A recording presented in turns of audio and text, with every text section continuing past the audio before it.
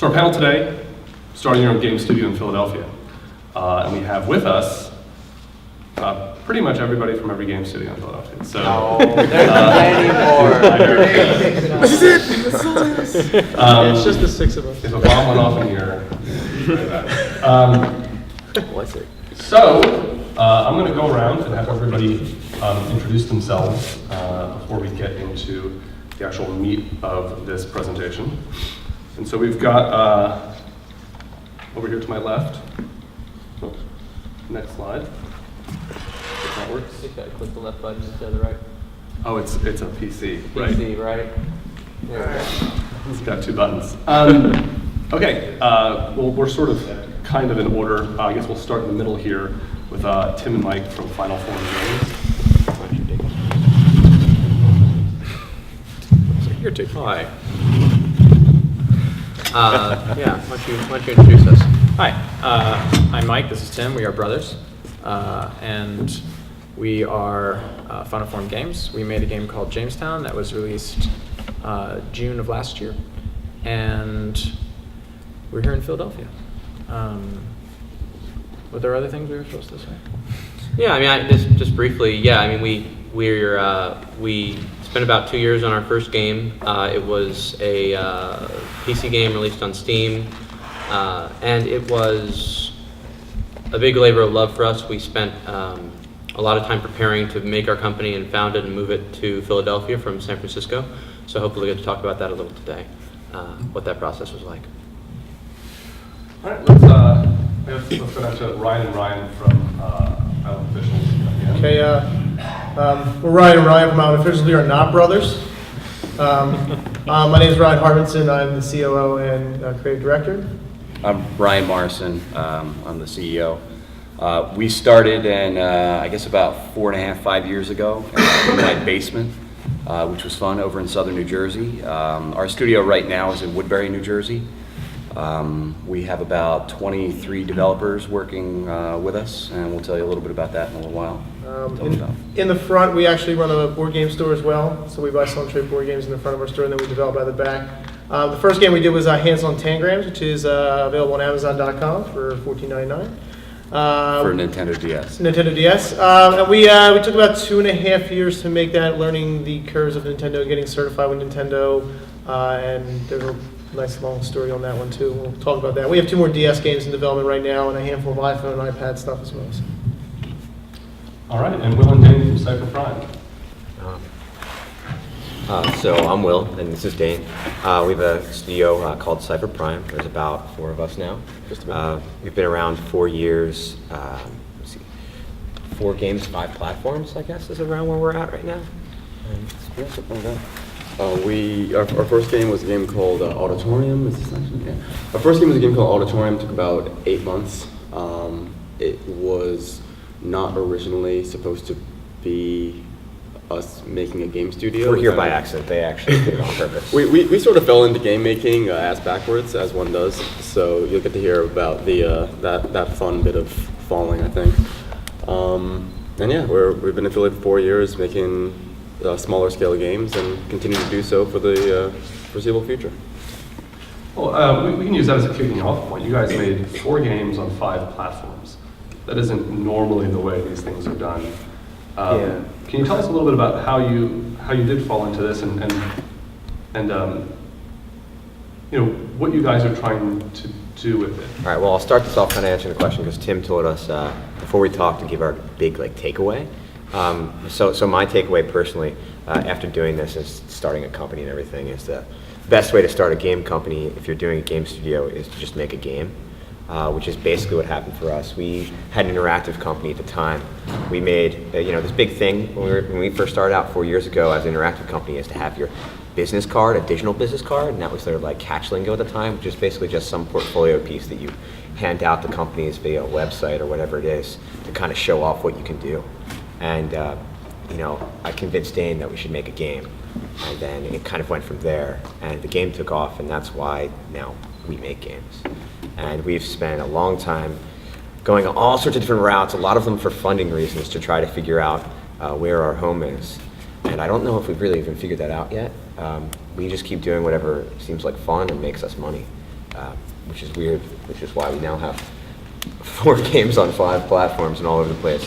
A lot of the times we'll do a new platform just to kind of keep the studio going and kickstart it.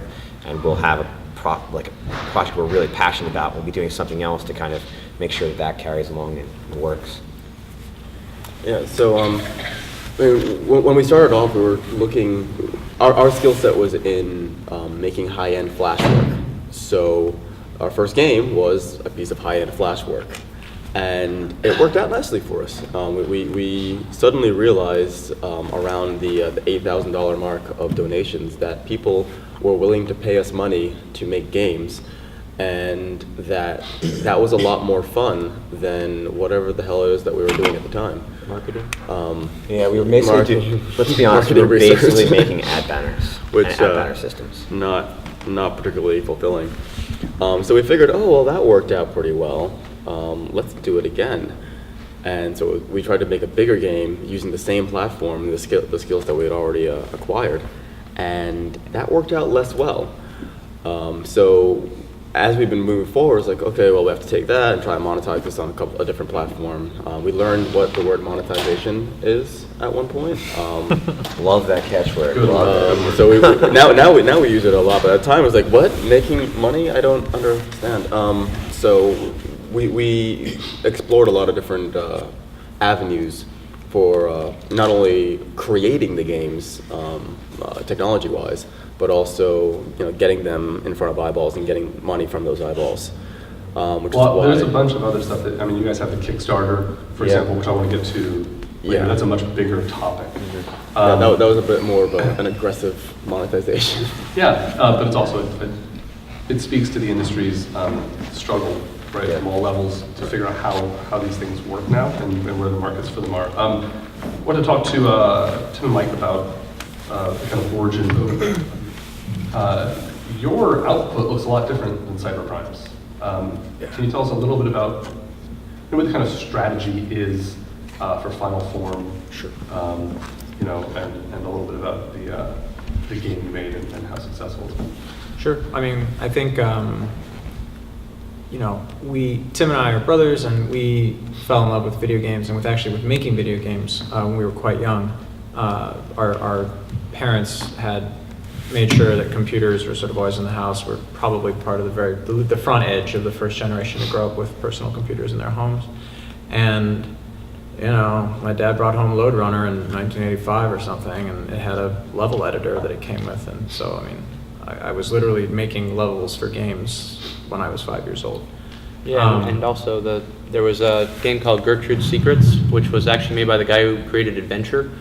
It was an educational game, but it had an Easter egg in it where you could actually go into a room and edit the sprites, the pixel art for anything in the game, and then take it back out and put it back where it was in the world, and it would use it throughout all the game logic. And that was just, we did that all day for weeks. It was our favorite thing, was to essentially mod a game. It's probably one of the first moddable games, and we just loved that. That was so fulfilling. So that was, we kind of spotted something that we were pretty sure would make us happy relatively early, and sort of kept chasing it for the bulk of our lives. So when I went to college, I studied animation and computer art, and Tim studied music composition and primarily computer science. And I got a job in the game industry. Tim got a job at the same place I was working in San Francisco, and this was like a big, AAA traditional Unreal Engine driven studio with a lot of people. First-person shooter, very military, very standard. And we just got a lot better at the things that we were interested in doing during that time, and we also were getting just paid quite a bit more than we needed to live, so we saved pretty aggressively during that time. Yeah, we actually planned to make a game studio as brothers back as early as my 7th grade year of middle school. Mike was in 9th grade at the time. And there was a concrete plan at that point to make a company, and I think we've always been, everyone has these assumptions like one day I'll buy a house, and so you always kind of think about all that surplus money going toward that dream you have of that house or whatever. For us, it was the company. But just intuitively, that's where that reservoir of funds would eventually go someday. It was the big dream we're saving for years and years. Yeah, like at least 5 concerted years of saving as much as we could. And then together with our friend Hal, we started to get a bit more serious about, okay, let's go do this thing. And I mean, it might make sense at this point to just make it extremely explicit. Our goal with making our own game studio was to make games together that we would like. Games that we wanted to play. Yeah, it was very, very sort of for the love, not necessarily super business savvy mentality that we had about it. Yeah, to do as much business as was necessary to make those games and make that sustainable. Yeah. And so we started meeting on Saturdays and working up design documents and set up a wiki and doing little prototypes and talking about, process and sort of kicking the tires on the idea before we actually quit our jobs and moved from California to Philadelphia and really, began swimming away from shore. And eventually sort of everything came together and we did just that. Yeah, we came to Philly specifically due to family. San Francisco has a very strong game community, and it was very hard for us to find stuff at that time about the game industry in Philadelphia. Nowadays, it's not very hard at all. It's quite easy. Just do a Google search for video games Philadelphia. You'll find lots of hits. But back then, it was really a very sparse landscape. So, And what year was that? that was in 2009. I mean, it's really recently. Wow. Well, 2008 we started looking. That's when we were really getting that. Early 2009, we made the move. Yeah, and since then the IGDA has become much bigger presence, and so I'm really happy about that. But at the time, it was a bit bleak landscape. But we had family here, so we came over, and that was a kind of a risky thing for us. We didn't know what we'd find here, but fortunately, when we got here, we realized that hiding under all these little rocks were really talented, motivated game developers everywhere. So we've started to tie into that community, and that's been, I think, that's why we're still here. I would say overall. Yeah.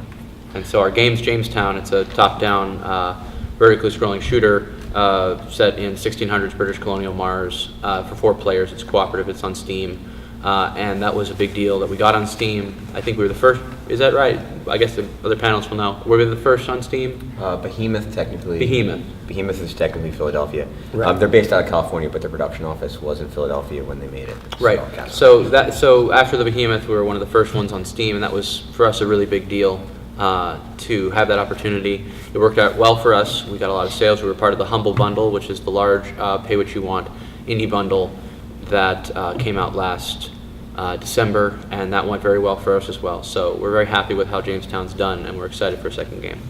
I think the last thing I would want to say is just that we, obviously our origin story is pretty different from their origin story, but I think that one of the more meaningful things beyond sort of the surface, how it all came together aspects, is that we did something that made a lot less business sense than what they did. Cipher Prime, feel free to jump in and say everything I'm saying is wrong. But you guys, I'm not sure that we have any business sense. So. well, maybe, but they made, definitely generally a lie. speaking, smaller scale projects, and that they had more flexibility over the last 2 years to change direction and sort of chase things that looked like they would work out better than what they might happen to be working on. Whereas we did the all-in. we went mentality. all in. Like we were like, all right, 2 years, every dollar we have, we're gonna. We moved in with our parents in the last few months, and I was $3,000 in debt. Like you guys did the same thing on that, but Yeah, I we think didn't have to that's do that. We really, think- we didn't do it in 9 months. We did 21 months of like, I think it's interesting. We basically have a scale here, right? I think Going we to work actually, on our this. debt was more though, in a shorter amount of time. We're not very good with I money. want to talk to Ryan and Ryan a little bit about the origin story, Vinyl Officials, a little bit about, but also tell us a little bit about, you guys are the only console developer up here, and with all the kind of burden that comes with that. Yeah, our story's a little different. I mean, me and him have known each other since like '97. Yeah, so we both started in small specialty retail, Funko Land in particular, long live it. And Ryan was one of the first CSRs that I hired, customer service reps that I hired, because he rode his bike to my store every day for like 6 weeks, and then one day I was driving my car and I almost killed him, and instead of like jumping out of the way, he was like, "Hey, are you hiring yet?" And I was like, "Fine, Jesus." just come to the store, we'll hire you. So Ryan and I have worked together in around video games for a long time, and we went from retailer to retailer together, kind of lost track for a couple of years, and then we started work for Game Crazy in 2003. Yeah, and then I was running stores and he was running stores together, Yeah. and then the company kind of like, you know, it was owned by Hollywood Video, and it kind of got to the point where we kept kind of coming around to the same thing, where people were asking, you know, for games that were for little kids that didn't have a lot of reading, because automatically everybody sees Pokemon and things like that, and they're like, oh, it's for little kids, but there's so much reading in that the kids get lost and all that. And we were like, well, we could totally do a better job at this. We know what we're doing. We've seen the trends. We've worked it for a long time, and we're both really passionate. And both of our educational backgrounds were like computer graphics, animation. He went to school. He was one of the students who launched the game design program at Camden County. And I have a background in graphic design as well, and he was doing Yeah. art stuff as well too. And I mean, it just got to the point where it all just kind of came full circle, and we're like, I don't want to work retail anymore. Yeah. And and Chris was saying we have the store in the front. I mean, that was kind of the MO from the beginning. Like when we sat down one day in the January of 2007 or whatever, and In my basement. Yeah. we wanted to like My wife have yelling at me an upstairs. operation that, you know, made sense but also could be profitable from the beginning. And part of that was, well, if we have a storefront, then that could pay for bills. Well, I mean, that didn't happen until 4 months ago. Yeah. So. Yeah. good, though. But we started in a basement, and then we moved into my classroom at Camden County off hours. We used that as a secondary lab. My coordinator there let us use it.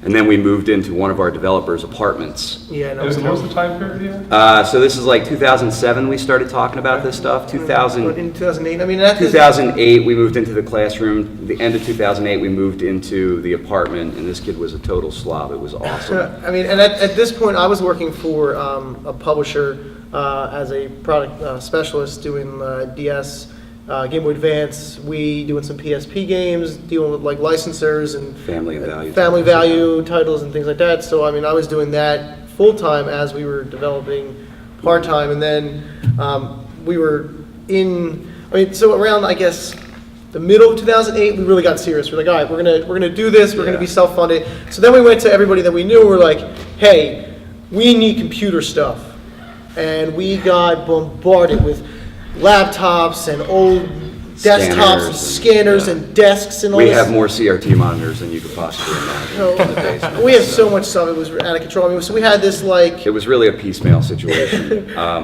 we had this small room that was like maybe 12 by 15 in one of the guys' apartments that we had everything hooked up in here. Yeah. And then there was another part where his bedroom was like, we called it the Frankenstein room, because they just had guts Parts of everywhere. parts and pieces, and they were making computers. I mean, to the point where we had so much stuff plugged in that he plugged in a Christmas tree into one of his outlets, and it the caught outlet fire. caught fire, Yeah. and the tree started to catch on fire. And we're like, all right, we should probably unplug some stuff. Yeah. So how did you guys get from, you know, a room full of computer guts to being an actual licensed Nintendo DS developer? So- Nintendo doesn't usually say, hey, you got to. No, Well, that's that it. was We part of that was part of it. When we finally Oh. got serious, we were messing around with emulation and messing around on DS, and we got our hands on a dev kit early through our ties at the publisher. I rolled into the publisher's office one day and introduced myself, and they sent me home with a stack of games, and all of a sudden we had a relationship. Yeah, we had, and I mean, for a little while there, we were actually working internally with a publisher that was Yeah. local. So we were deving out of the publisher, and the publisher was working. Yeah, we full-time. were- weren't we were like renting together. space from them, We which were was just cool, kind of so. there. So that was our location to get certified with Nintendo, because you can't just work in a basement and Right. Nintendo gives you. You have to actually have a place of. And we really exploited our relationship with the publisher in order to get certified, is pretty much what it boiled down to. Because, I mean, we submitted the app, but that kind of stuff usually takes like 15, 18 months for them to go And they through. help push it through. And they verify, and the publisher called one day, and the next day we were certified, and we were like, oh. I mean, it was a lot of like right place, right time, all at the Right. same time. Wait, who was step- the publisher for everyone's edification? They were originally DSI, and then they became Zoo for a little bit, and then Storm City Storm City Games. These are the people that started Majesco back in the 80s, the Kings. And then they split from Majesco. They did some stuff on GBA, did really well. They did Grand Theft Auto 3 for Game Boy Advance. Yeah, they did a lot of stuff. I mean, they were doing a lot. They did a lot of our early budget titles before the budget market really They're, exploded. they're like Game Boy responsible for the Advance. Sega Genesis 3, oddly enough. Yeah. But Yeah. they were assembling them in their apartment. It's weird. Yeah, It's a neat story for another time. But I mean, so we got lucky with that, and then our ties with the publisher were where they were, and we decided to move out and go on our own. So then we were before we were out, we were actually upstairs in a glass recycling plant in an old conference room that they didn't use anymore. It was And we were developing out of there. We had like 350 square foot. We had a place of business. We were just like 2A because we were just upstairs. And they would recycle. They'd have huge warehouse. And we were killed just like in 4 this- computers that year because of dust. So it was. It wasn't it was our own place and we were in our own thing, doing our own thing, but it was small. There was, if all 20 of us were there at the same time, it was horrible. We were Yeah. sweating. And then we moved into our shop in October over in Woodbury. It's about 700 square feet. But we moved into a retail space, so we had to sell something, hence the board games. So just to rewind real quick, so during that time around 2008 when we were doing stuff, we were kind of working on like unofficial Nintendo stuff just to kind of get it certified, just so we could try to have something to port eventually.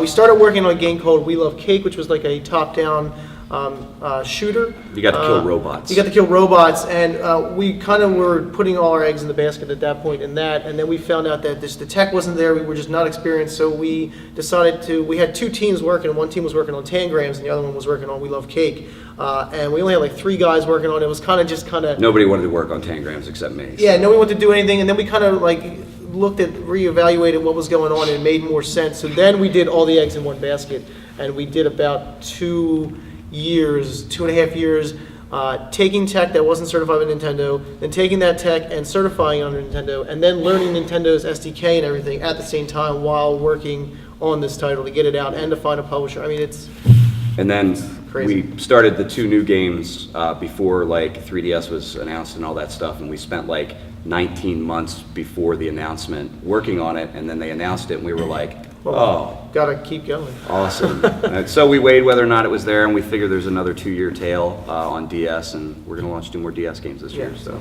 But platform is a big part of the decision. It's kind of a decision you have to make early. And it can prove to be very punishing if it doesn't work out. I mean, you guys spent 2 years. If you didn't, we talked about this a little bit in the panel yesterday, if you don't get into Steam's catalog, you run out of options for PC distribution very quickly. Instantly, really. Yeah. I disagree. So, Well, it shouldn't. Kind of went back. So Auditorium was our first game. We built it in 3 months in Flash. Started taking donations. We were making like 10K a week. Closed it out of a couple of weeks because we were doing really well. And once we spent 8 months building that game, finishing it out, and we sold it on the web as a web app, which is technically really is a Mac PC game. And you paid $10.99 as opposed to $9.99 for a one-time subscription fee. And that money, we still make money off of that game every day. and who was that through? Who powered that We sale? powered that. You guys basically made a shop? Yeah, I mean, your customers are your customers. Steam's customers are Steam's customers. So from a business perspective, I actually think Steam is the worst way to go. Now, that being said, we have 2 games on Steam. There's a lot of money in that pot, and there's a lot of money to be made, and it's definitely like, if you can get on Steam, it's awesome. And you guys play to your strengths, right? Yeah, You we were started web off developers. as a web You knew how to developer. do that stuff. Exactly. We were web developers. We specialized in literally making those systems. So there's money to be made there. You just need to know how to make it. It's still kind of like the mentality, like just get thrown in and get lucky. 'Cause Yeah. if you don't get any pub, then you're just there, and if nobody knows who you are, then you're just. So the for us, I big feel like it was more of a situation for you, like you just said. You guys looked and you saw there was kids games, and there was that niche that people wanted and they hadn't found it. We knew that the niche was there because the game went out and it was getting no plays and started suddenly getting 1 million plays. So for us, it was totally de-risked, and we looked at it and the game was there, and we're like, okay, we can now take a chance. We definitely didn't do what you guys do, which is scary as hell. It is. We didn't take 3 years with this idea and know for all certainty that in 3 years that this idea that I've come up with that I've never shown to anyone is going to be this remarkable success. In my opinion, that's just, you guys are crazy. Yeah, well, yeah, we knew certainly. That's how it went. And that's We did really, show- we did show it to people. I hoped really bad. That's impressive. Especially around the 18-month mark, I really hoped. But I mean, we were prepared, making enough money to survive was a secondary goal, which goes back to the not being particularly business savvy or at least focused aspect of our company's founding, that we were we were like laser beam focused on like, we want to make a game we're proud of. That's You know, fun. Everything after that was gravy as far as we were concerned. We were ready to walk away from the table like with nothing but that game and like be happy. What was plan B? You guys, so you're finishing up the game. Yep. I know you've got a good game. Sure. But I don't think... Maybe.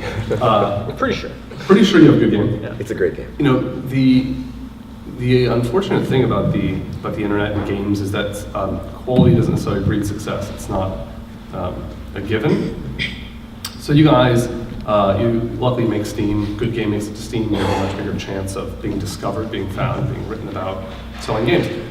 What if you don't make it on Steam? What was your backup plan? For specifically Jamestown or For for specifically our Jamestown, company? yeah. So for Jamestown, we talked to Director Drive and Impulse and Gamersgate and all of the sort of, I would call them second tier, not to say that they aren't as good, but they just simply don't push the same numbers. Yep. I think right now 97 or 95%, probably 97 now, percent of our money we've made through all those non-Humble Bundle distributors is Steam. And we have given them the same exact assets, same resources, and it's simply, the numbers are orders of magnitude different.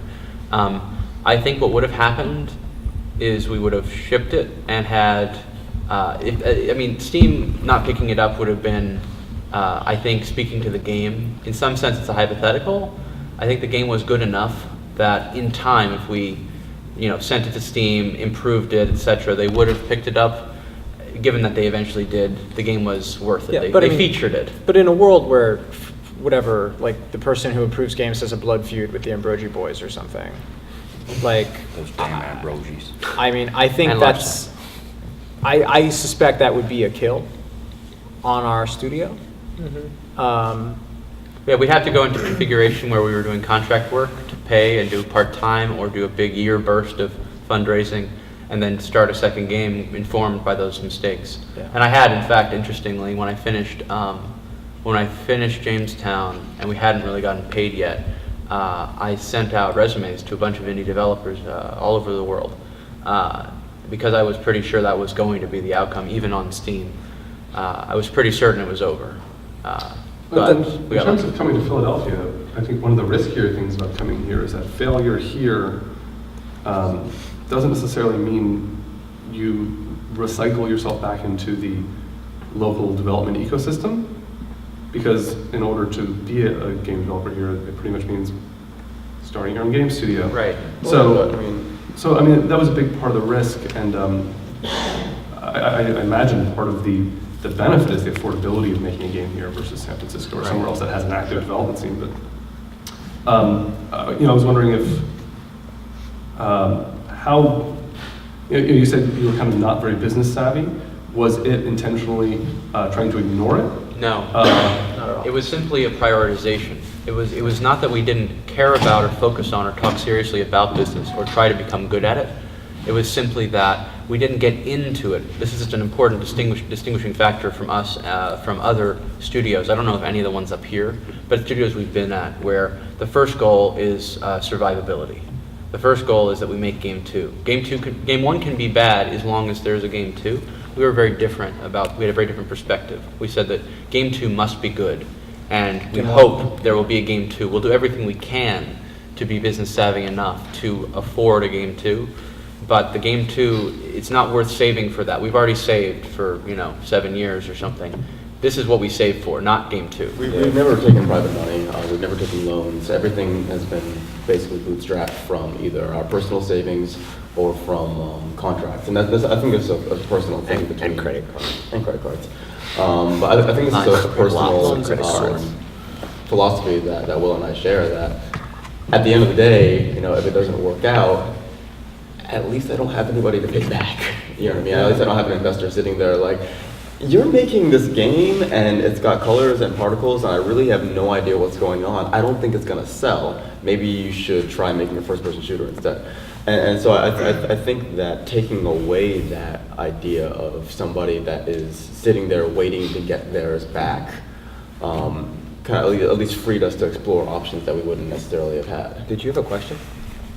We were in the same mentality too, where we were just kind of, when we had a couple opportunities to take money from people, and I had family that was like, hey, I can give you this, but it's like, well, what if it fails miserably, and then we're stuck with this, and we've got to try to pay these people back, and we don't have the money because we just put all our money into this. So it's like, do we take the chance and just say, well, we could do some credit cards and maybe some other things and just move from game 1 into game 2, and really for us, game 2 and 3 together at the same time, and just hope that one of these takes off and then everything works good, and just work for different opportunities for work for hire, for either publishers or tablet people or iPhone guys or board game guys or whoever we can get our hands into. Yeah, I mean, when we started, I had hair down to my back, believe it or not. But, no, it's weird. You hear us that we have 20 some odd developers and stuff like that. We're all part-time, like all of us, top to bottom, just so you know.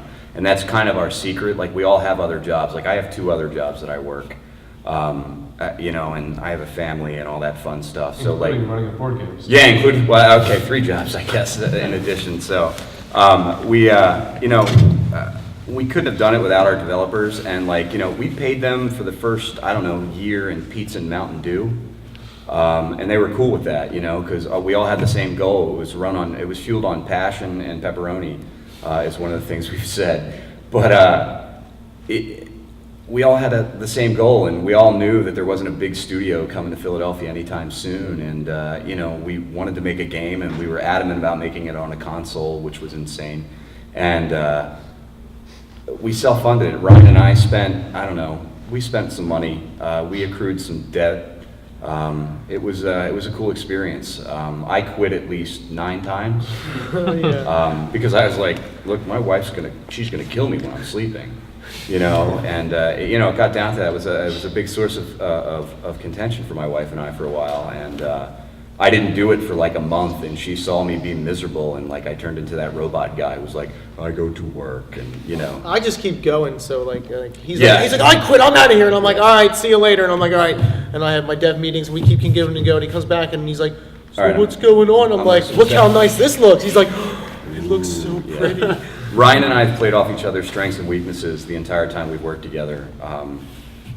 And very early on, we decided that he's going to run the creative part with me sounding off in the background, and I'm going to run the business part with him sounding off in the background. So we've complemented each other that way. I don't want to deal with taxes. He doesn't want to deal with all the tax stuff, and you know, I call the lawyer once a month, and I'm like, okay, how much is this? So for island officials, is there a goal? Is there a milestone where you guys are full-time employees, where you're converting some of your programs?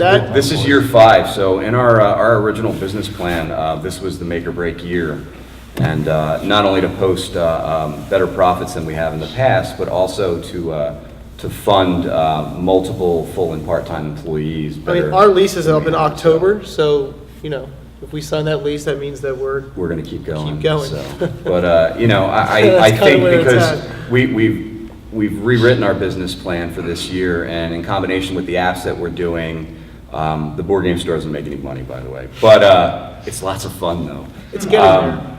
And I think we have enough ventures out there this year that we're going to keep doing this. So. Well, I mean, everybody commented about like console development, like why we do console, and I mean, we did console originally just because of the niche market that we actually found. But I mean, we've evolved our studio over the last couple of years to understand that. So I mean, like when iPad and iPod and all that stuff started getting crazy like 2 years ago, I mean, we jumped into that full steam. I mean, we had one of the first titles to launch on the iPad store day one. I mean, it wasn't a very good game. It's like a drum app. It's a drum simulator. You can like play drums and stuff like that. But I mean, we were out there from the day one. I mean, we have this app that we're doing now with like different bars and restaurants and cities. I mean, different places around the city and around our area as well. I mean, we're doing. We did Linguini, which was a Kickstarter we did. So we're doing board games, and now we have a Pixel Lincoln card game coming out, and we have all these different analog and digital and console-based stuff. So I mean, we're spinning all kinds of plates and just hoping that they all just don't fall at the same time. It stinks because you have to, you know, in doing the equation at Island Officials, you take everybody part-time and what they can do from week to week, and you figure that out. And like my burn down charts are horrible because like I redo them every other day to figure out, because everything we do takes twice as long. And that's the first thing. Like, that's our first major understanding of our business, is that everything that we do will take twice as long as a full-time studio. Well, I mean, I think the goal is to like be able to do all three platforms at once. So by that I mean like console, iPhone, and analog all together, and then kind of have each one of those as its own thing. So like we have like 6 guys that are all Nintendo, and then we have like 3 guys that are all iPad, and then we have like 2 or 3 guys that are all analog. So we can kind of keep everybody on, but everybody's working in different departments of the umbrella that is IO altogether. So We got a lot of coconuts. How many guys, Tim and Mike? You guys have. you're looking at it, baby. Yeah, let me break it down for you. So when we worked on knowledge. when we worked at on Jamestown, we had 3 full-time employees, which is me, Mike, and our friend Hal Larson, who couldn't make it today. But that was the 3 of us. Mike did the art. I did the engine programming and a lot of the sort of greebly programming and some gameplay stuff.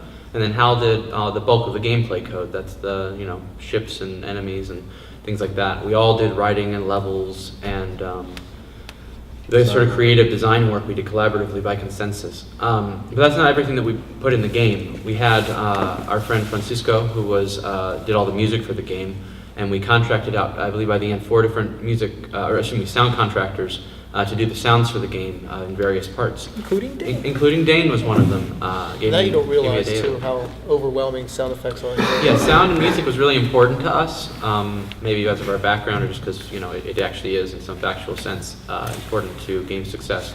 But we did a lot of help from them. So we were really 3 people with 2 roles worth of real work. And Hal did a lot of the business end of things. He did accounting, and he did most of the contact with our lawyers and answering emails and support. He did a lot of the, I would call, business overhead tasks, leaving me and Mike to do more of the real production work during the periods where gameplay wasn't the big focus. And then by the end, we were all just, all cylinders doing gameplay and making the game. We also had help on the art. There were, towards the end, we had a few friends pitch in, doing very specific sort of, isolated orthogonal tasks that weren't deeply integrated into the core gameplay. Specifically, our friend Tony did all of the story illustrations, which were really not integrated into the game as much. They were just these pictures that would come up during the vignettes, where the text would go below and the images would show up, and he did all those paintings for us. And one of our friends did concepts and pixel art for like level 1 when we had to redo the whole level. We didn't have the manpower. So we did rely on outsourcing a fair bit. So saying that we're 3-man team is not perfectly honest. There were other people who helped a lot. I think it's an interesting idea, right? A lot of the game studios today, the big studios making your big Unreal Engine games are very, like the old Hollywood studios, are very vertically integrated. Everyone kind of works for that team, and you've got your sound guy, and that sound guy is the sound guy for this game, and from an indie side where you guys can focus on kind of a core and control and maintain and kind of shape that to be what you want, while seeding out tasks to other people. Where you don't necessarily need an in-house sound guy if you can get enough work done and you have friends and colleagues that can. It's not so much that we don't need them, and really that's the heart of it, is that we can't afford them. Okay. Paying Dain, no. We can't afford that. He's too good, and you want someone really good. You want someone who's the best. Even if you're an indie game, if you want to make a good game, you want the best person there is. And so, are you going to pay them full time? Or are you going to get the best person to do very focused work? And our strategy was we wanted to get the very best people we could to focus on the minimum amount that we needed done that we could afford and do it basically perfectly. And I feel that if you listen to the music in the game and the sounds in their new form, they are excellent. And I prefer that to the idea of bringing someone in the whole time, being able to build a lot more content, but not, the people we could afford to do that wouldn't be as experienced probably. We'd almost certainly have to get someone who was in school at the time to justify that. We were particularly fortunate with someone like Francisco, who was both shockingly talented and relatively inexperienced in the game industry. He had skin in the game to try to kind of break in. So, we didn't have to pay him up front and he was comfortable with those risks. That he would get cut in on the back end of whatever the game did, and I mean that worked out really well. But it's a standard startup model, right? But find people who are very, very good who will do that turns out to be quite difficult, because most people who are very, very good don't have to do that. They're like, no, actually this is my hourly rate, and And back to the previous conversation's point, over. we had his help for about 4 months of active development, and we did the game for 21. We couldn't have ever, even with paying on the back end, we couldn't have afforded it for a whole 21 months. Well, it brings up the other question in terms of scale and size. What we're going to do with all that treasure speech. No, The worst. No, we always had that, sit around the campfire, like, what are you going to do when you get your share of the treasure? Sort of. Would you prefer to keep that team small, and then at this point you've got money, hire the best person if you're making if you're making a top-down shooter, if you're making a platformer, hire somebody that can do the perfect artwork or the perfect sound work for that job, or do you take those people in-house and make it a full-time? So it depends. This is not official, but this is what we've thrown around. You're on the record here. So. Yeah, I'm on the record, but I'm not promising anyone Look anything. into the videographer. Yeah, there you go. So here's what we're doing. Me and Mike represent sort of, I would call the development core, the programmer and the artist. That's your minimum to move development forward, move design forward. And then Hal is going right now to sort of academia and other lower commitment than running your own company jobs. So it's really just the two of us now. What we would probably do is hire a non-partner, but hire an employee to do art under Mike, and an employee to do programming under me, and probably bring Francisco, the composer, on full-time, because we have a lot we want to do with music, and we know how to make use of a musician full-time if we had enough money for it. And would those positions be local? Would they be virtualized? They would be local, except for Francisco, because he lives in Chile, and I don't know if we can actually do the legal work to get him in-house. But we would want him to be local. Local's just way better. Strictly better. Strictly better, I think, for development, especially, with music. We want to do something complex, something where maybe the music is procedurally being generated in-game. We're not doing that over email. We're limited. It would be really inefficient. And I know Dain has done a lot of work with audio mixing, and I think that stands up with your experience as well. Yeah. And they're lucky to have their music in-house and full-time, because that's also one of their programmers.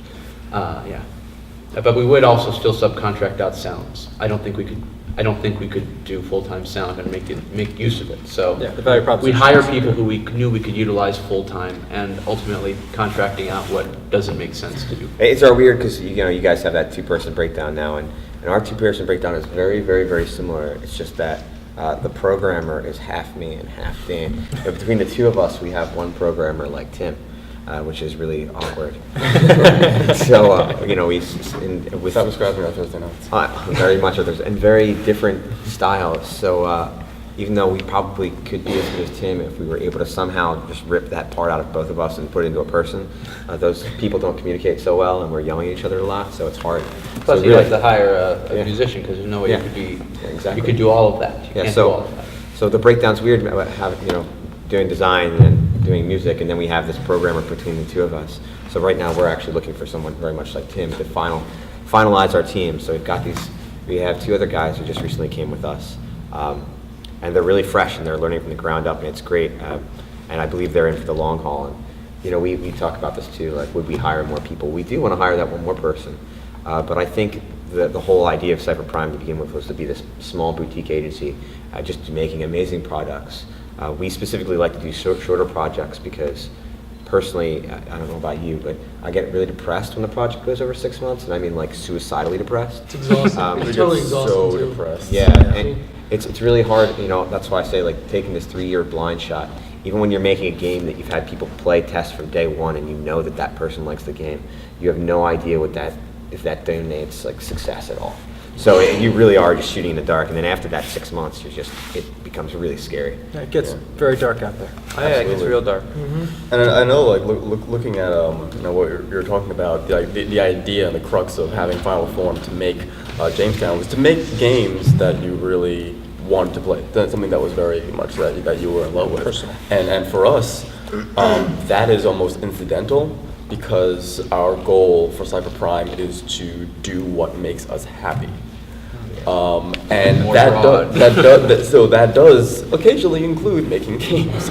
But we also want the flexibility for Will to go off and do a crazy 1 month art project if he so desires, and for me to release music and do albums and things of fashion that venture. nature. A lifestyle company.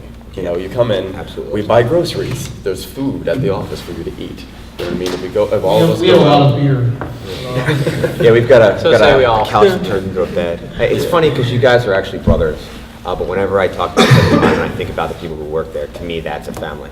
So for us, we don't really want to grow bigger than that because it's not just a boutique, it's a small family, and we're all growing together and learning new stuff. And we might do the occasional contractor, we have never done it yet, but I could see there being a need where, it's outside of our immediate capabilities, and let's be honest, we don't have that much money either, and sometimes you need that help.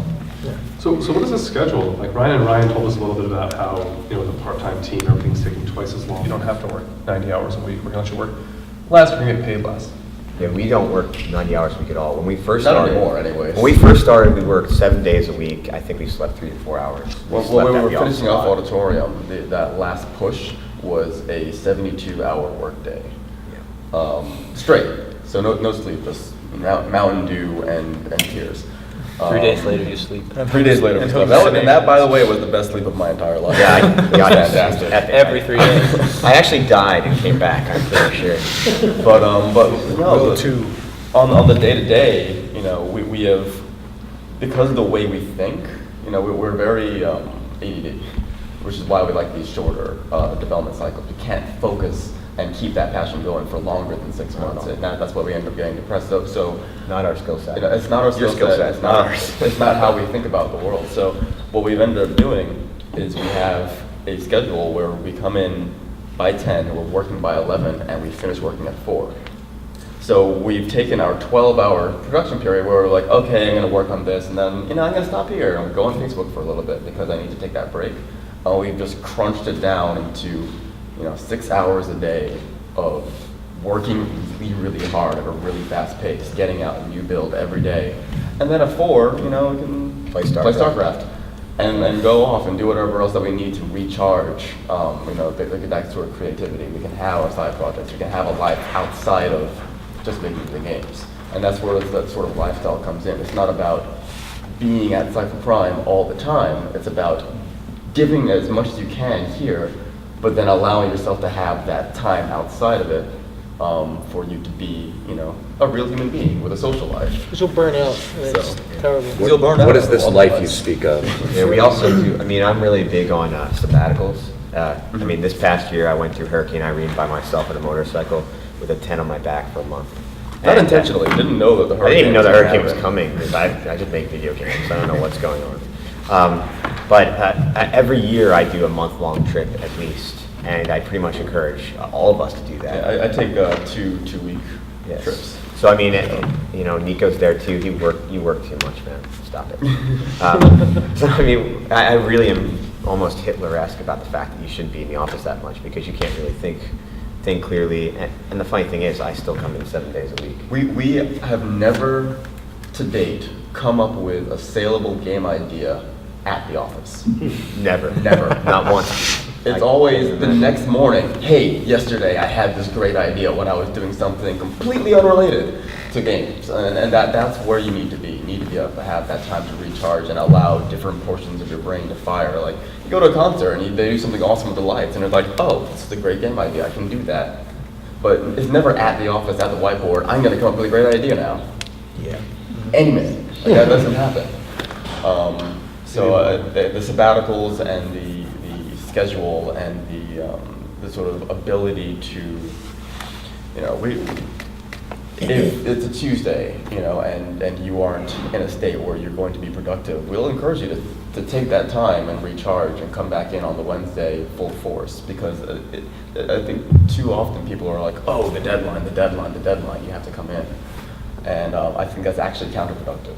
I think that makes it harder for you to reach your deadlines. Tim and Mike, what is the lifestyle of a Final Form employee? Well, we're pretty perfectionist as people, and I at least speak for myself. I'm pretty compulsive. So the idea of like going and playing StarCraft in the evening is like against the grain of my personality. I won't be able to do it. I'll just be staring at the screen and my teammate will lose because I stopped playing. I can't disengage. We've tried it. We tried it. Yeah, we had these Fridays where we do other things, but I fixate. And that's, Imagine you guys sitting in a room going, okay, ready, relax. yeah, I mean, we do. You relax. It's part of, I think, our success is that, at least for myself, I haven't, for me, game development is like a war of attrition against the game. Can I outlast it? Can I keep going? But it's true though. It's about how much energy I can put in and how long I can keep going before I have to stop. And I find that I'm very productive when I get in a long groove working on a thing. In fact, we've had some disagreements in the office where I need to not be interrupted because it's going to cost me a lot, and we've had to work. I'm also like the programmer of the engine, so if Mike can't do anything because I broke the build, I have to stop what I'm doing, and that's difficult. But outside of the company, we do try to leave at 6 and leave work entirely and go back home and Not answer work emails. not answer work emails and get obsessed, but it's You difficult. guys still have computers at home? My I do, computer, yeah. my computer rode on my back for all 2 years. Yeah. It just. But it's very difficult balancing life and the company. The hardest time actually for me was after we shipped the game because I made the engine. Any technical bug that crops up, which can happen at any time, someone will bump into it. Or the Steam high score server goes down, and all of a sudden it turns out that the game does not handle that gracefully, and everyone is crashing when they run the game. Things like that we just don't anticipate. Those are very stressful moments, and I'm the only person. We're non-redundant. As part of being a small studio, there's no redundancy. I have to be able to deal with those things, and I feel a lot of personal failure when they happen. So it's very hard to separate those things out. In fact, speaking to sabbaticals, after we shipped, I took a 5-week sabbatical. That was extremely stressful. I was so stressed. I had a really good time, but I regretted having taken 5 weeks. I should have done a week and a half and come back for a week and a half and done a week and a half and come back for a week and a half because I just could not disengage. And that's part of my personality. I know that's not part of your personality. Well, that's like the opposite of your personality. It's called a blessing. But it's very hard. And it's interfered with our home life and personal life. What I actually wanted to throw back to you guys and you guys as well is we do crunch sometimes really bad, and we don't put it off because we have real deadlines that we can't negotiate. And our big takeaway has been to try and never make those. If at all possible, don't commit to them. But something similar to actually what the Super Meat Boy guys faced was when we were going to release on Steam, we actually we were in talk with them about when we would release, and they were like, if you release the first week of June, we could probably get you in the summer sale, where we'll put you on as like a daily deal. But if you go any later than that, we don't like to do Sales that close like to the release. a week after your release or 2 weeks after your release. So they were actually cutting us a favor just doing that in the first place. And The value of being in a daily deal for the Steam summer sale is impossible to overstate. we didn't know. We hadn't been in one, and we didn't have any data on what it would be like. But we assumed it would be really valuable, and we operated as if it would be a company transforming moment that would like save or make or break our company. This is something about running a company. You do this all the time. Everything is all or nothing. It's always like, if I make the wrong call here, we're over, because you don't know what the stakes are. Anyway, we pushed like crazy to get the game out. The 5th level of the game we rewrote 3 times because we're perfectionists in the last like month and a half. We completely scrapped it and started it over. The last art, the background art for the level was finished on the Sunday before we shipped on the Wednesday. It was nightmarish. It was the most horrific. Me and Mike stopped being brothers for a couple hours in there. I screamed so hard at one point out of frustration that my diaphragm hurt for 4 days. It was dark. I can't express the depths of despair that came from that crunch. It was horrific. That right there. We know a lot about that. And yet, when the Steam sale came around that we were in, We made 3 times as much money as we made in the entire time of launch, and I think that the bulk of the money we've ever made on the game happened that sale. That day, So the that- first in the day. first day, Yeah. we had suddenly the ability to be a company again. If that sale hadn't happened, we may have gone out of business. We would not have planned on staying in business. Everything could have gone different. The coverage, everything changed with that Steam sale. So it presented a very interesting philosophical question, which is crunch, deadlines. What do you do when you have to suffer through hell and endanger your marriage, but it's actually worth it in retrospect? This is exactly why. This right here is exactly why we have a 6-hour workday. Because before, we would say, oh, we can totally get this game done in 2 weeks if we work at 100% efficiency, 24 hours a day. Don't make a single and that's like the way that you guys are perfectionists and the way that you guys fixate. We are the same way, but on performance. We always assume that we can perform at top capacity all the time. We are so wrong. We will not ever get sick. We will not ever get tired. We will always have food, and we will not get evicted. And these are the things that we have. We've gotten evicted, we've gone hungry. All of these things are tired. wrong. So when we decided to sit down, and We've got eviction pretty- letters. Yeah. All right. I think we've got 5 or 6 eviction letters. I have them up on the wall Auditorium. now. This is nice. But so this is exactly why we restructured our time so that day to day we work 6 hours. We roll in at 10, 10:30. We leave at 4, and that gets a lot of work done. You actually get most of your work done at that time. And then when it's like, hey, the IGF deadline is next week and we don't have a build, going into crunch isn't going from 95% to 99%, and you've been doing 95% this entire time. It's like, okay, let's ramp up from 40% to that 100%. And I then think it's you- it's almost 200%. I mean, to give you an idea of what our crunch looks like, it's pretty ridiculous. I mean, We still sleep. yeah, see, they sleep. We've actually gone 47 hours without sleep. 72, sorry. We've gone into hallucination mode and still You started hallucinating commercially at released a 50, product and so. released it with no bugs, Yeah. which is pretty ridiculous. It's just part of the process. It is. I mean, we've gone very light with these last 2 games, and we're like, we'll finish them when we finish them. And then after I said that, I was like, oh, geez. We have to set hard deadlines, and crunch is just a product of that, because they don't. Our developers sometimes lose scope of understanding how important it is to actually finish. If we're going to a show where we need a build, and I'm like, I'm going to show this to people that could make decisions on whether or not we're going to publish this game. And then they're like, oh, you're not just going to show it to your mom? And I'm like, no, although my mother's one of our lead testers. She loves the puzzles. They don't get it sometimes because they're so wrapped in it, so we keep them in bubbles a lot. I mean, I think that was more towards the beginning. I think now they're more aware, and they're like, okay, here's the build for the game show, and it's Thursday night, and it's not due until next Wednesday. Yeah. So because we all know that it doesn't work. It's like, oh, here's the build, all good, there's no bugs, and you hit level 4, it's just whole thing crashes.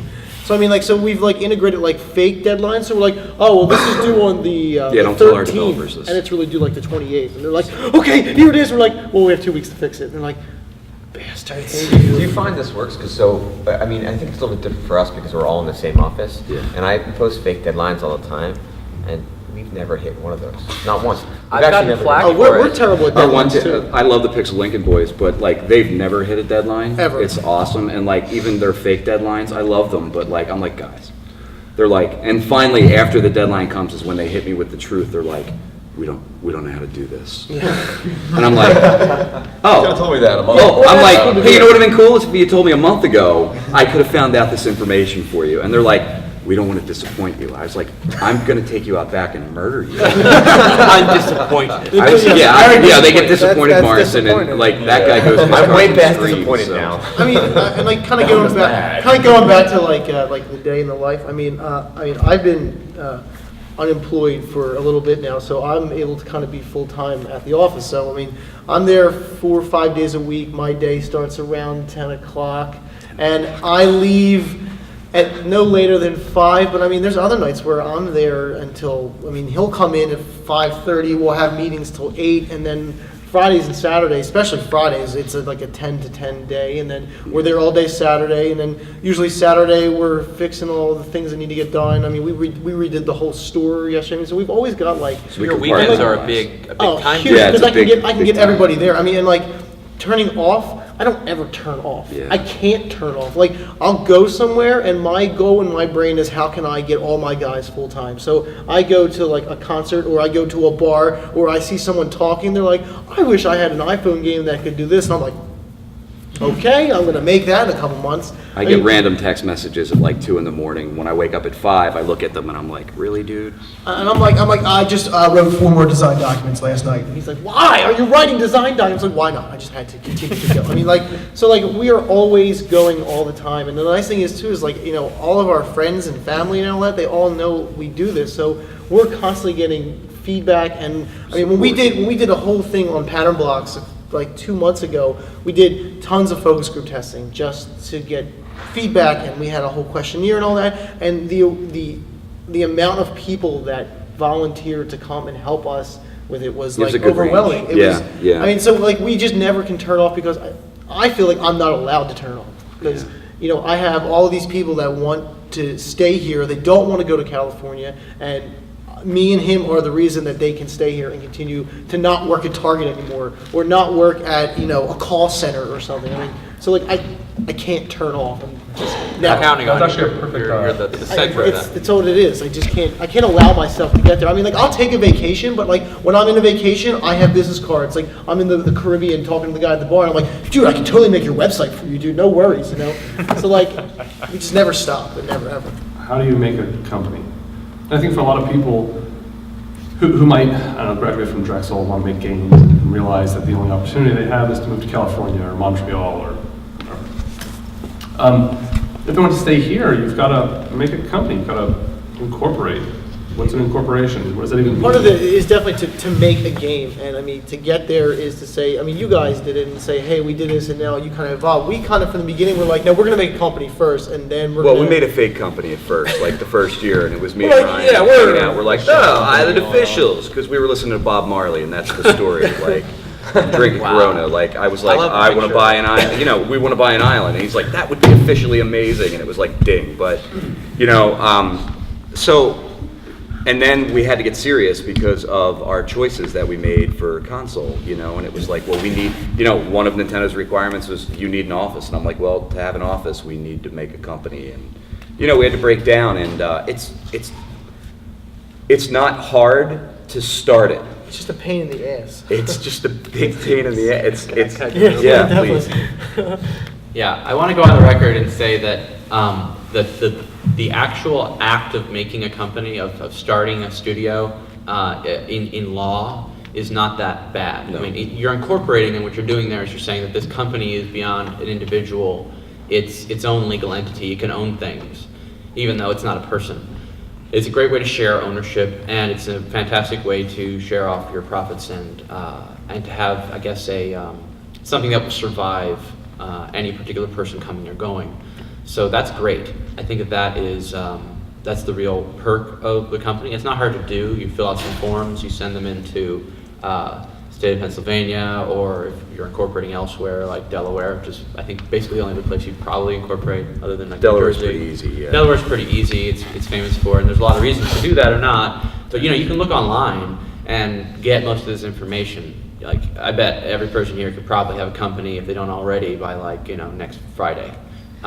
So They actually do that it part's, there's like a thing online, you can do it for $220. Yeah. One pop, and they do everything and for just you. do it, yeah, it's not that bad. But what is bad about it, That's the one. what's tricky about it is the operating agreement, which is it's essentially the written, signed, legal definition of how that legal body works. So think of it like it's a golem or an automaton that you're constructing, and you're putting the instructions on a scroll into its head, and then it will do those things by the letter, or at least as enforced by legal bodies.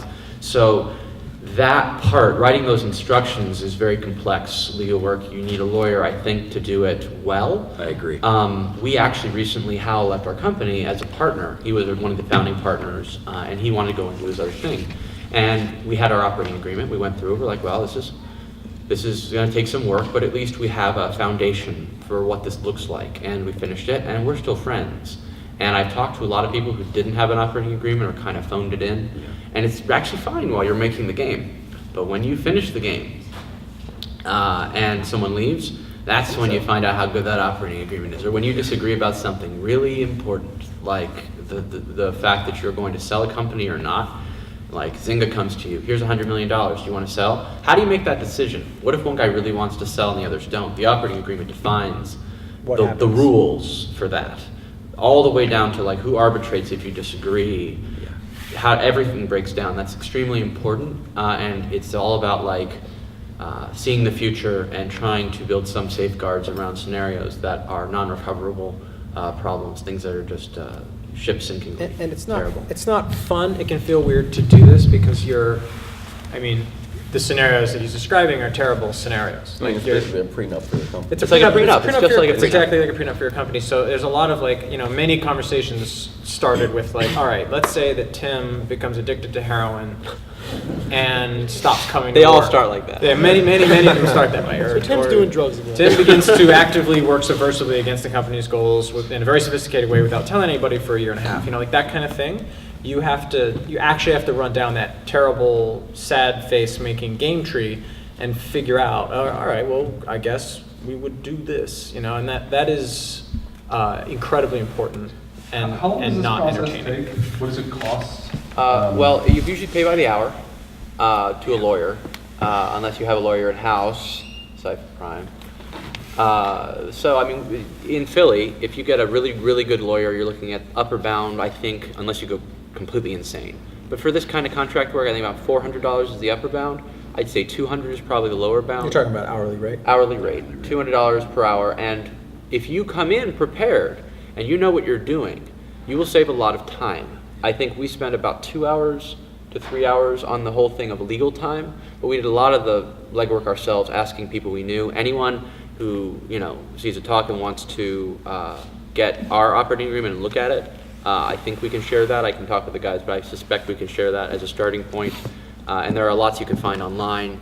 Talk to experts who aren't charging by the hour first. Come up with a sense of it, and then make your own. And I think you could probably get out of there in 3 hours. So call that between $600 to $1,200 is my estimate. I would say you'd pay if you knew what you were doing and you were trying to save money and you got someone good. You spent like maybe a week of internal discussion? Yeah.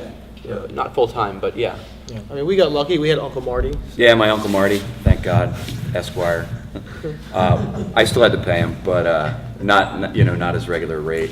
I guess we spent about $2K and about 10 business days until we were officially official. So. But it's really nice when you get that tax ID number. Yeah, it was kind of neat. It's kind of like the was, worth of it all. You're like, well, and we formed an Yeah, LLC, exactly. a limited liability company. So in Jersey it works a little bit differently. So my biggest concern was they would come after my house. And by my biggest concern, I mean it was my wife's biggest concern. And so very specifically, she was in the background on the phone as I would talk to Uncle Marty. And she's like, they better not come after my house. And I'm like, wait, you're saying we're going to fail? She's like, shut up. I love you. I'm just saying. So we had a lot of those conversations. But, it's easy to start. It's the maintenance that goes along that you don't realize. Like I got a thing where like we didn't file our mid-year financial report. Yeah. And it cost me $400 instead of $50. Yeah. And I was like, We got hit it was with because we moved.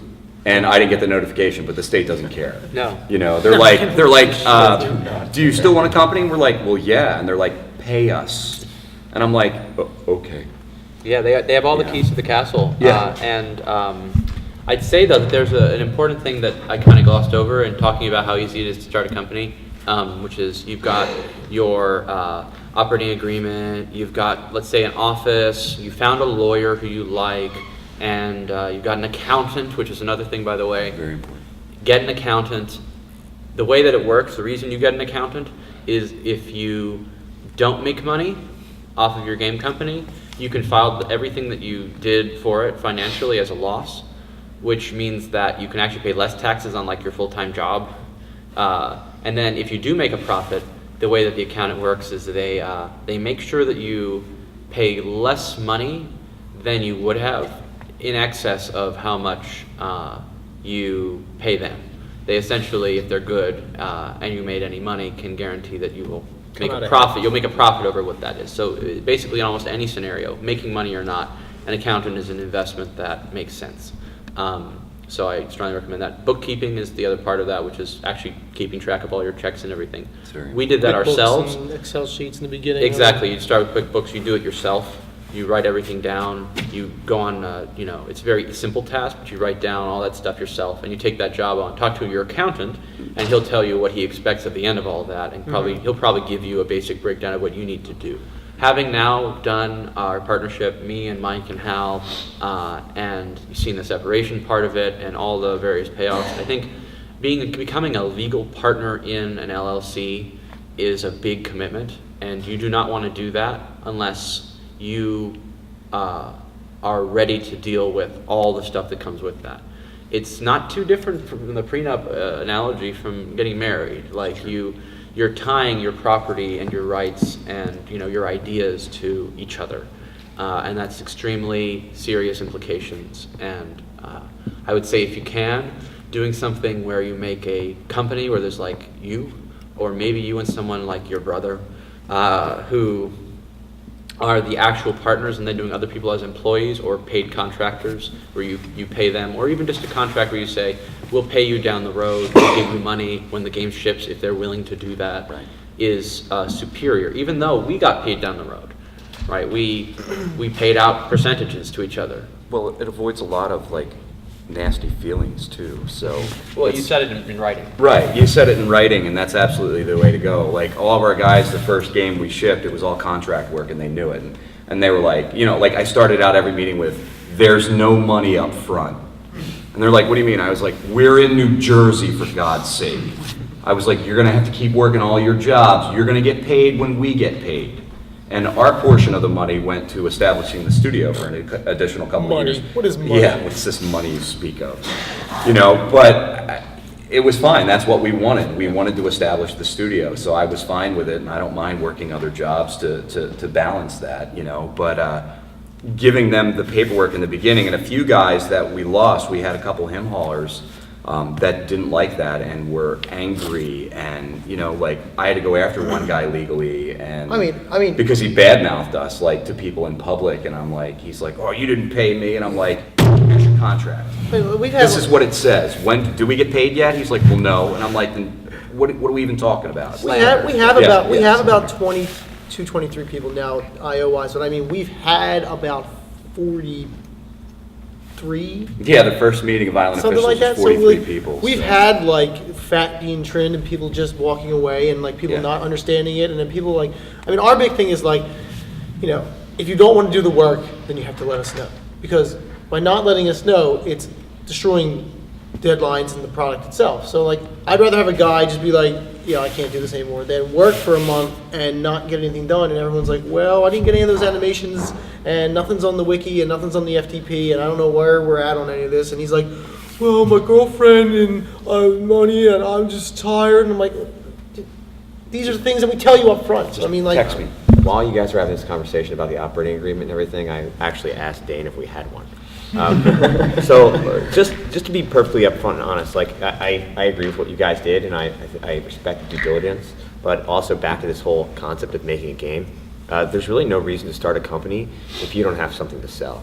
I don't really see the point. I don't know why you'd waste, no offense to you guys, I just don't know personally why I would waste any time doing anything. Actually, I can tell you right away. There's a lot of good reasons. There's a lot of good reasons. Because the ideas you come up with, who do they belong to? If you start a project and then one guy leaves, he can claim that he had rights to those if it's not in writing that he didn't. And then you can't make your game. If you look at actually Fez, it almost didn't get released because of that. And as a caveat to that, we did actually have the company in place before we started working on the game, because we were going to go do something That's the else. reason, though. It's not a fun or really. So yeah, it's a we weird did do it. reason. Well, yeah, but at the same time, there's also a fundamental issue there with doing where do you want to put your time. And you guys specifically talk about cutting corners. There's all sorts of corners you can cut. Now, I'm not saying you should cut this corner. I'm saying we kind of did. But there are corners to be cut, and I do think that game is really what you should be focusing on. These guys are talking about it, and we've had a long talk about it right now, so I don't want to talk more about it. But The thing is, really, you can do it in a weekend, get it done, and never think about it again. Exactly. And you really shouldn't waste That's more the time best on that thing. than that, because it's not the prime focus. Yeah. I mean, And- one of the reasons But it is that a we necessity to don't- get done. And even with the contractors agreements, I was a contractor for years. They mean nothing. You really can't go after anyone. They legally only for matter less if than it's 5K. like a $50,000, Yeah, $60,000 $50,000, contract. They can't enforce anything. You're not even going to get a court appearance for it. It's not worth it. Just put it in a work order. It's one page. You can download a 1099 off the internet. It's not a big deal. We're Philly. Like, this is a small place. We're rough and we're tumble. It's about trust, right? It's trust. If the you don't guy- trust them, don't do the Yeah, if deal. the guy runs away, you know where his house is. It's not that far away. Where's It's he gonna Philly. go? If, He's if he Philly. burns you, you know, if we hire a contractor in Philly and he burns us, everyone in Philly will know that that guy burned us. I am loud and obnoxious. I'm not letting that happen. You know, So it's it's really- not in his best interest. Yeah, it's so. different in Jersey because you know Yeah. they Oh, live yeah, like Jersey- close. You guys have Yeah. lots of trees and stuff. You know, like Roads. hide behind. You can hide. Jug So, handles. Where else does money go? Does it go to? Well, Rent. Rent? accountants the most. Before anything else, you know, they mentioned the accountant thing. I honestly believe that before you get a place that you should be working out of, the accountant should literally be the first thing you get. Absolutely. You will save more money from an accountant than anything else you could possibly do. Our If accountant you don't is get the amazing. accountant in time, you aren't accounting. So Yeah, every right. day you don't account, you're not accounting. Luckily, I was using an accountant before we even started our company. It was like literally the day one thing. I was like, don't even worry about it, Dain. We've already got an accountant. Like, but like we need that. So I would say accountant first. As far as place of work, we worked out of an apartment for a while. We actually work out of a law office that Hal's parents, Hal's dad runs. They had a spare office in the back, and we worked out of that, so we didn't really have rent, and it was a law office. So we found some lawyers. That was cool, being able to ask law questions. One of the lawyers at Larson Schritzel, which was the firm, helped us with all of our legal work. In fact, if you want to talk to him, talk to me. He's actually done some game contract work now, contract writing. But that was that, and we actually, prior to that, we worked remotely. I was in, coffee shops, and we were going over Skype and Google Docs for a lot of stuff early on. I love Google Docs. It's amazing, Google Docs. I just want to say, Oh. if you don't use Google Docs, oh my God, Google Docs is like our best friend.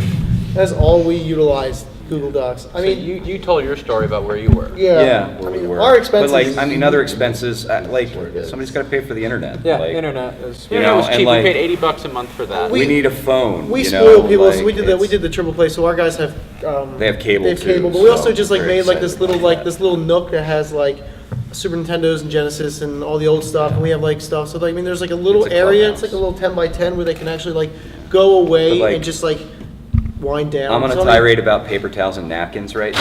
Oh my God. So, actually, I wanted to ask quick, just on the same note. Yeah. You guys, how much? We didn't pay rent, so actually, we're not well calibrated for the cost of rent. Yeah. What did you guys pay for your space? So At various points. So our original space we spent about $400 a month on, and then And that was just rent. And that was just rent. But then the additional overhead was probably about $900 a month total. On Our top? second place, huh? On top of that, or in No, On top- altogether. Yeah, no, altogether. Like So we spent 500, an additional 500 on- for everything else because on we had to what pay a kind of portion stuff? of the electric and Electric, okay, for, utilities. ink toner and all that fun stuff. Plus we have debt too. Yeah, we have that too, and that factors into it. Now we spend about $1,600 a month. But we've grown. We're like roughly. 650 square Yeah, foot we're now. we're And- triple the size we were when we started. And our electricity was terrible when we moved into this place. It was hilarious. Yeah, it was really bad. Now our electric bill is like $29 a month. Yeah. It's All the lights. It's all awesome. The, all the lights. Like, you in have the, no idea how it comes in and I'm like, I have change in my car to pay for this. I mean, all the lights like for the entire studio was like in the bathroom, so you had to like walk in the dark. We had like a little lantern that we'd have, so like we'd walk back and you'd flick the lights on, and I mean, It was bad. Yeah, so for us, we start off in just an apartment. This whole thing with needing a place to work out of, you really should, if you're making a game with a team, don't focus on having to buy a place or whatever. I mean, that's great, and it's by far like the perfect solution. But all you need to make sure is that your team works together at a location for a specific amount of time. I mean, I know you guys meet too, but I mean, even 2D Boy, look at that. Like when Ron Carmel was working with, Kyle. yeah, with Kyle, like they worked out of coffee shops, but they made sure worked they together. worked together. yeah, It's really meetings just, are numero uno. I mean, Yeah. we meet 3-4 times a week. so we don't actually do meetings ever, but we do make sure that we're always working together. And it's just important for that collaborative process that you are there with each other. Because if your idea is to make a game, that's cool, that's one thing. But I really don't think you're going to make it as an indie unless you make a great game.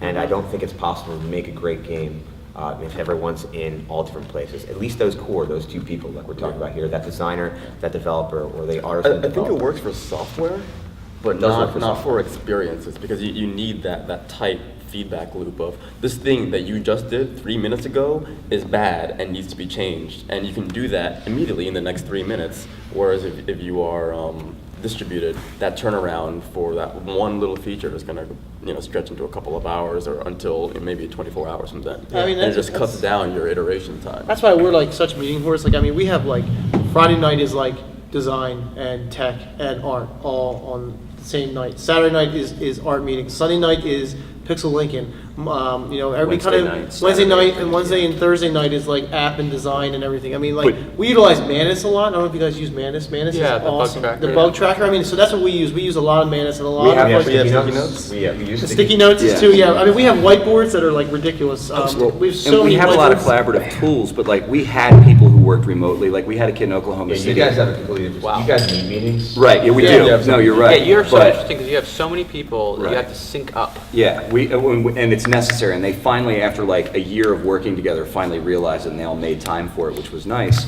But like we had a kid in Oklahoma City where like I had to call and threaten him to do what he was supposed to do, and like my big thing is, Ryan, I need to be able to touch you every once in a while. Like I have an art kid right now who's kind of straggling behind on something because he's got an emo girlfriend.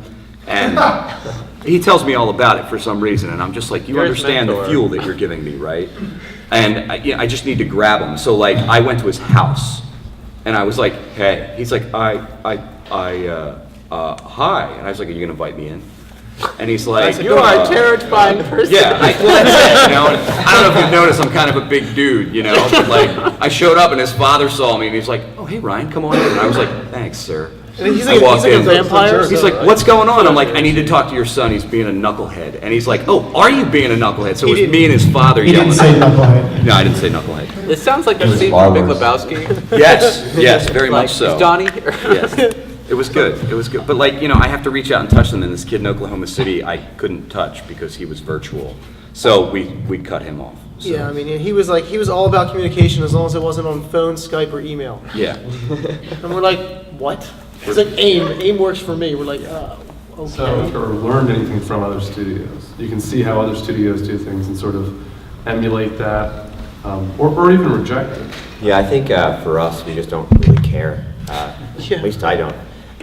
You may have noticed that we don't really do well with structure or power figures with authority or anything of that nature. Yeah, we have problems. Which is kind of why we started the company to begin with. You guys are doers. Yeah, we really, and actually, that really is the truth. All we want to All do we is want just, is make. like, I get angry if we're just not making something. Nico knows, I yell at him. But we just want to make stuff, and anything that gets in the way of that, we just... That was the main maximum of the we company. either drop kick it, or we Cool stuff. ask somebody else really, really, really nicely to help us. So, I don't know, I don't think it's... I think we definitely model a lot of game design and art and theory and music and that stuff. That's huge for us. Looking at what other studios are doing, like, we're beyond impressed with both of you guys and like what you're doing. And we're always looking at what you're doing and trying to learn from it from an art and design and game perspective. But as far as the running the company stuff, we just look at our budget, and if we're running out of money this month, we come up with something. That's it, What because about for us? us, we just want to keep making games. Did we model ourselves after another company? I mean, I don't remember. I think that, we've certainly, Valve, Oh, yeah. if there's a company that we consciously modeled our processes around, it's Valve. If you go to their publications page, they have a bunch of really impressive talks that they lay out very explicitly, like how they made Half-Life and how they made Half-Life 2 and why they're good. They break down to something a lot like what Tim gave his talk about this morning, this idea of applying the scientific method to game design and getting lots of feedback and doing lots of iterations and zeroing in on something good. And that, is the secret sauce as far as we're concerned, and it's like an extremely unsecret secret. You just have to you know, you have to commit to it and make it a priority. But I think that, you know. Yeah, we did. The idea of doing weekly play tests is something that we do. We do postmortems, which is actually something I got from Planet Moon Studios, where I used to work, where we would every 2 weeks we do a postmortem. Everyone gets together, talks about what went well, what went badly. It's like a little tea ceremony. Everyone's equals, and you can speak Do you your guys mind. do any public postmortems? What's that? Public postmortems? We don't. No. We do them in private. You guys do, right? We did a postmortem for Power Blocks. I mean, if you're done. Yeah. I mean, I'm like a sponge when it comes to like what everybody does and what guys worked on what and where they're at. So like I pay attention from that perspective and see like trends and what's big. But then, if there's anybody we have to like kind of look up to, like my guys, like we're really big Way Forward fans. We like love what they do, and they kind of do what we do with like 2D and Other Ocean too, with Mike and all those guys. I mean, I don't know. It's kind of hard.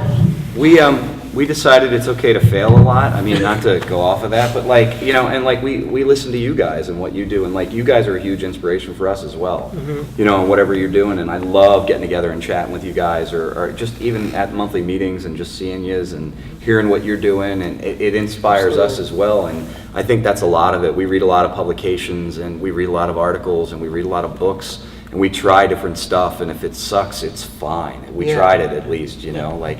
And I think that's the big portion of it is, and outside of game companies, we take a lot of like, what Microsoft does, even though it's scary, and like even some things Google does, and, all these other technology companies. And like, I watch TED Talks so much, and you get so much from it, even if it's environmentally based or just any methodology. Or even if it just also sometimes inspiration, like Right, you said, like just some hearing from inspiration. peers. Yeah, Well, I do remember when we first started reading like the 4-hour work week and 37 single books, their books and their blog and all that sort of stuff. But I think what we really took away from it was, if anything, just it was inspiring. I mean, I like to pay attention to it's been a big trend over the last 4 years with EA and Activision and Sierra disappearing and all these really good studios getting bought up and then going out of business, like Pandemics and Bizarre Creations and all that.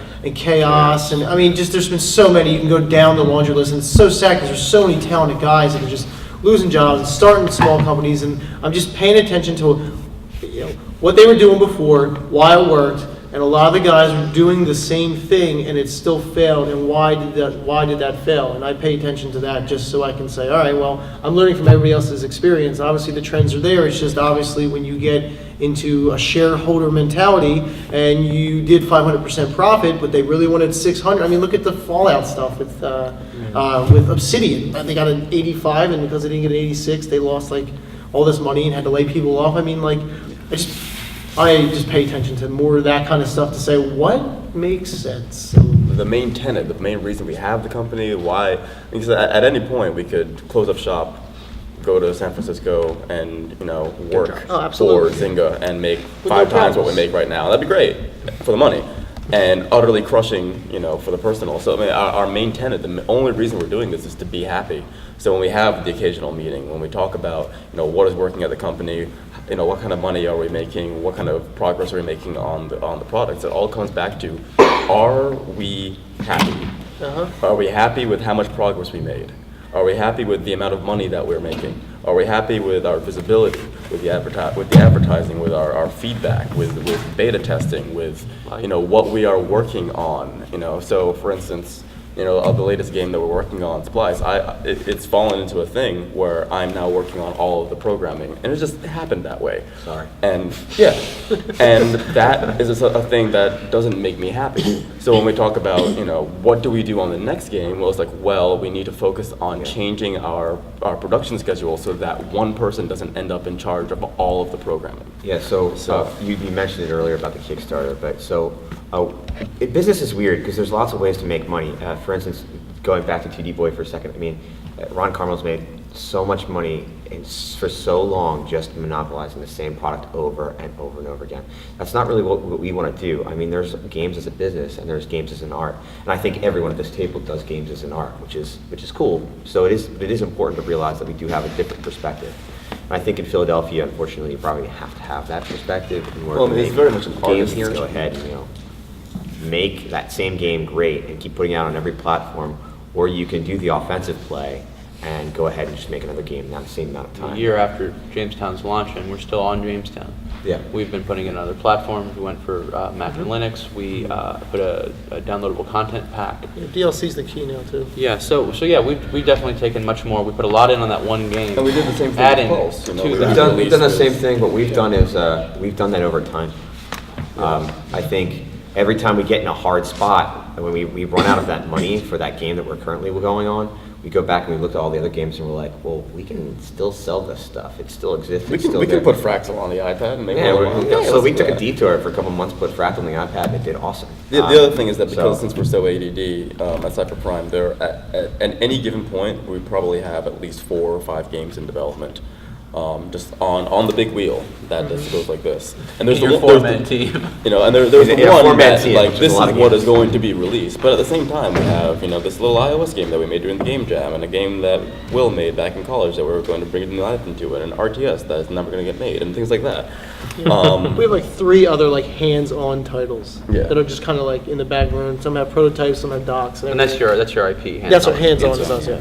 Yeah, so we have this Kickstarter. We just raised money for Auditorium, which is the second version. Which I'll note is, I think, currently standing at the number 10 most funded games project on Kickstarter. I had no idea about that at all until you just said that, but it's really impressive. That's cool. Thank you for that. I can't wait to see the picture of the guy in your office. That That's gonna be Guys, amazing. that's gonna one be of like the best thing One of the ever. things we got, I think it was for $1,000 or something, was a huge blown up. It literally goes out and says we're not gonna give you anything else because at this point you have $1,000 to give us. 2,000, I think. Yeah, Yeah, it was yeah, 2,000. 2,000. 2,000. So some guy just gave us $2,000 and was really crazy. He Like, doesn't he- get anything, but his face is blown up to the size of one of our walls and literally becomes a fixture of a wall. We're gonna do a At Cipher Prime. military portrait of this guy as the main patron of Cipher Prime. Actually, it's gonna be very Jamestown. You guys. Like, that's gonna be also all history. You know, it's gonna have What the do you guys- hand in the what do you guys pocket make? and everything. Yeah, but we talk about being happy and the sell and how we're working, and Dain's Dain is definitely unhappy right now doing the splice development. So we've actually, to kind of solve a business issue, we've put another smaller title in between that's going to be a 1-month game that's going on the iPad to solve a development problem, to figure out how can we change our development around How so can that we- everyone can always develop? whatever keeps up happening is we keep slipping. Like one person will end up being the lead developer, the other person will be the lead developer. And the problem is with that, and you guys definitely experienced it, I know for a fact, is that when that one person gets sick, you're screwed.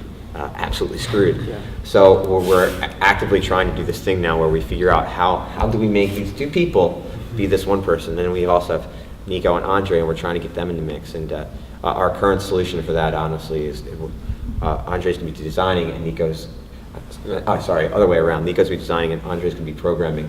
And we're teaching the exact 2-person cell of us and almost basically running a redundancy. Making Setting it up a second. redundancy. Yeah, and we're doing that for a new title. We're doing that for months. So there are definitely business things you got to solve every once in a So, while. I mean, in an attempt to sum up, I think that the through line of the question of what do you look to other studios, and if so, who and for what reason?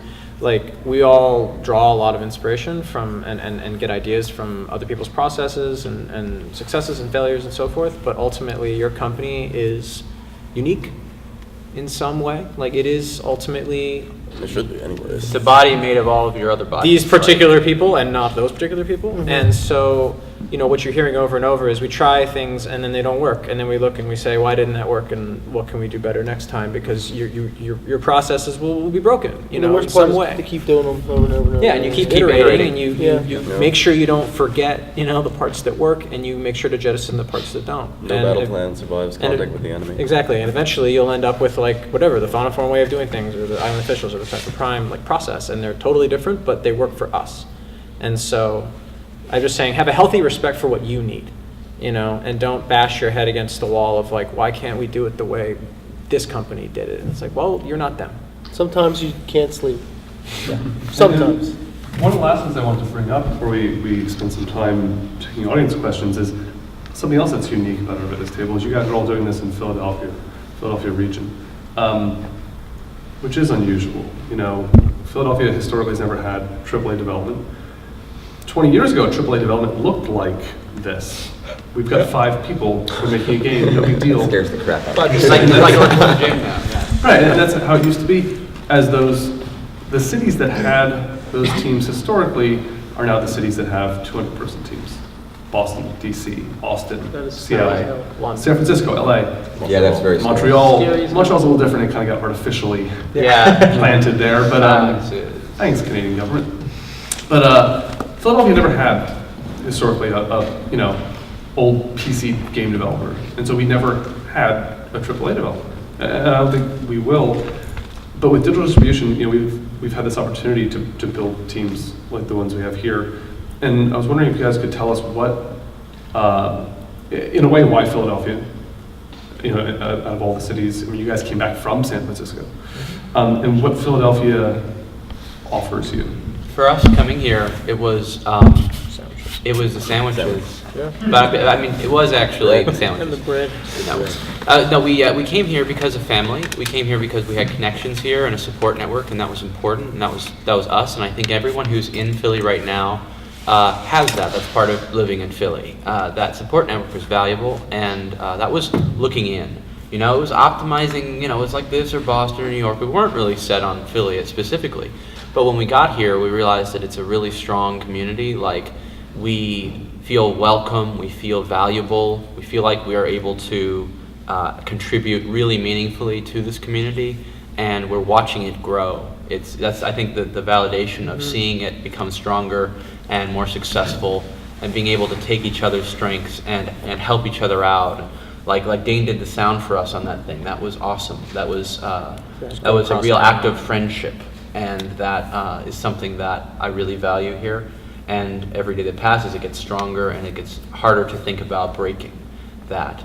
And because it keeps strengthening as a community, I mean, constantly, it just keeps getting more and more like that. And people who come in, I think, get pulled into it, and it's just developing some mass and some inertia. But I'd say that's the big thing.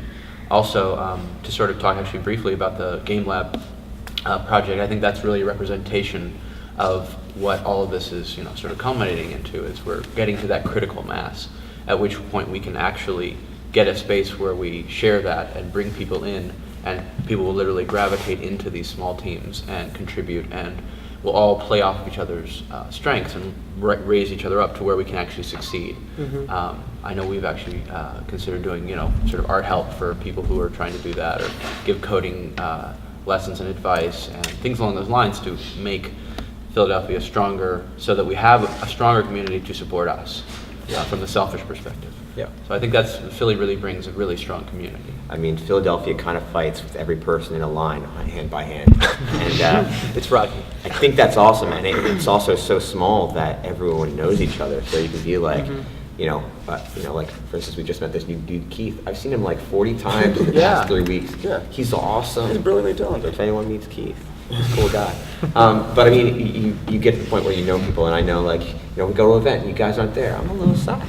And, I feel you probably feel the same way. And it's cool because everyone's here and they're supporting each other. And I don't think that that definitely wasn't something that was there 2008 when we started. It's something that's here now and becoming just a really inspiring thing from, even an outsider perspective. Other people mention it to me, and I'm thankful for it. But originally, it was just home. Yeah, I mean, we've seen each other like 3 times this week, all of us, Yeah. which is like the first time ever. I mean, This week you was could see crazy. that from. I mean, for us, there was kind of really no other option. I mean, he has kids in a house, and I had like just bought a house, and as we were like deciding what we were gonna do, and I don't know. We kind of. Geography is geography, like, our roots are here. Philly it's like you said, it's a fighting town. Like, we are the backbone of our nation, right? Everything started here, the capital was here. Why not game design? Yeah, exactly. It's like any other industry. It can be done anywhere with technology, and that's the beauty of it. And is it harder for us because we can't, we don't have that West Coast mentality, where we're like, I'm calling people like every 35 minutes, and they're like, dude, it's all right, man, don't sweat. But I mean, I'm also the vice chair of the IGDA Philadelphia chapter,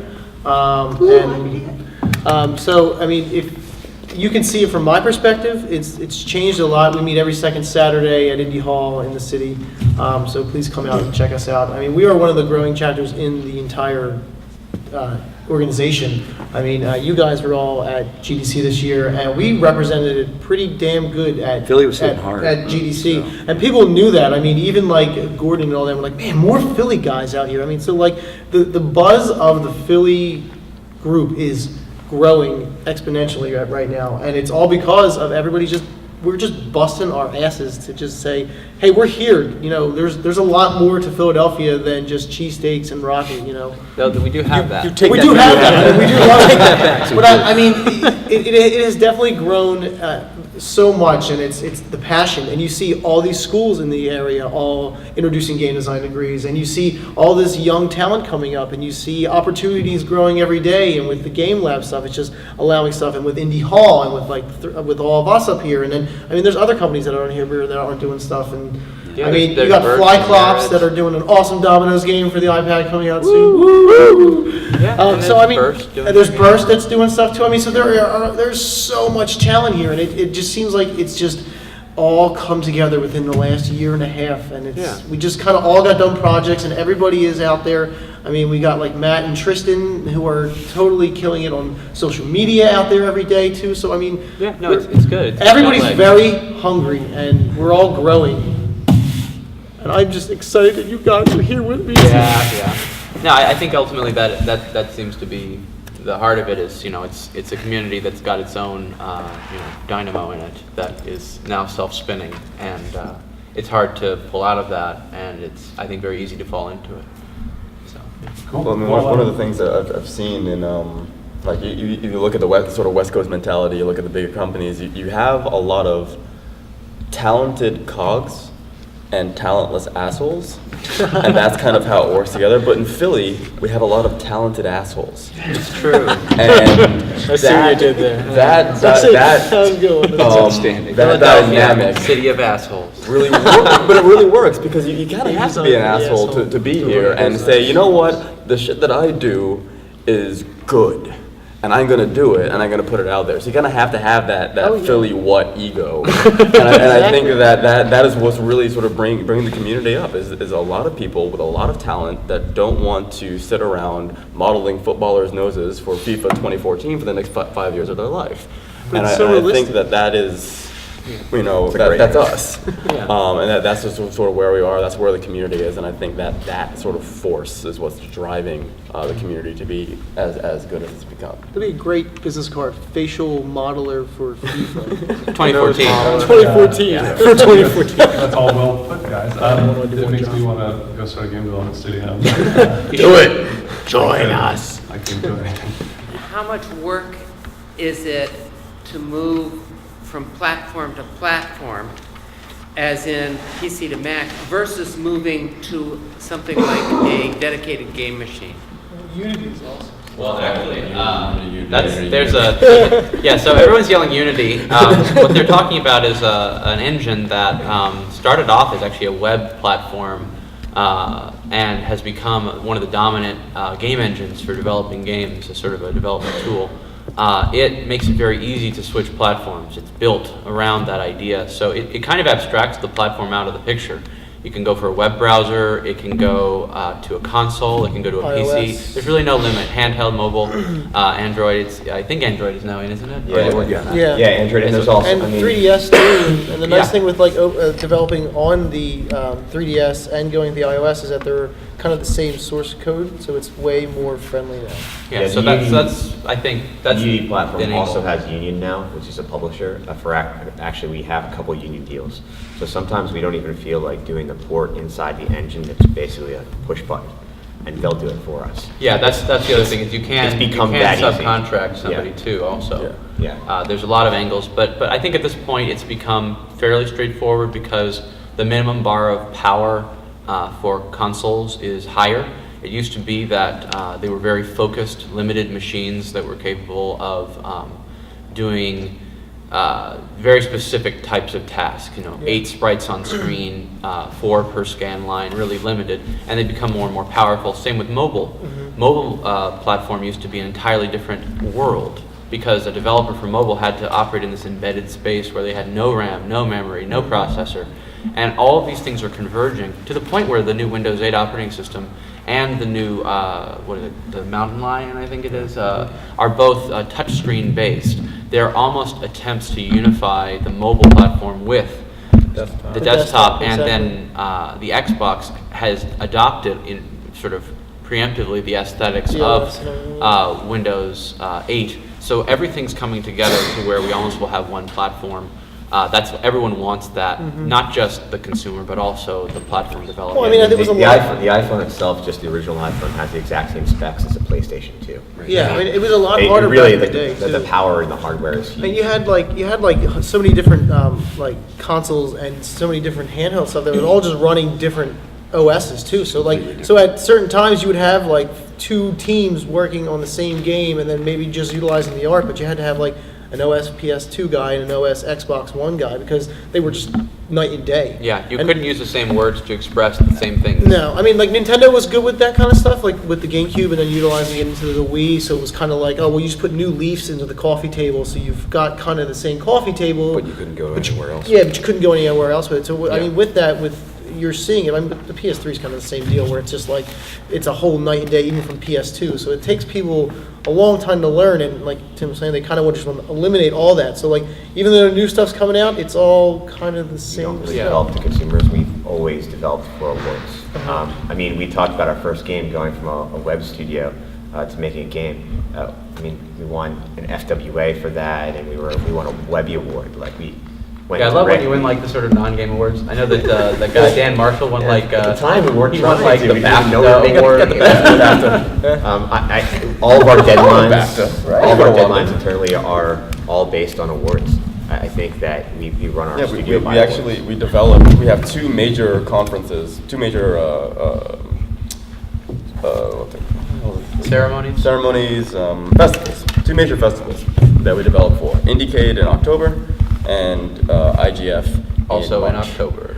Well, the deadlines. Oh, yeah, the the deadlines. deadlines are shifted 6 months. like that, Indicate, but I think that it's May gives us- 1st actually this year, so it's. But like yeah, so Tuesday. I think they're really important, and the reason they're so important is that from a business perspective, marketing is very, very, very costly. And honestly, if you're talking about running a real legitimate business in games, you should be spending more money on marketing than anything by almost 3x.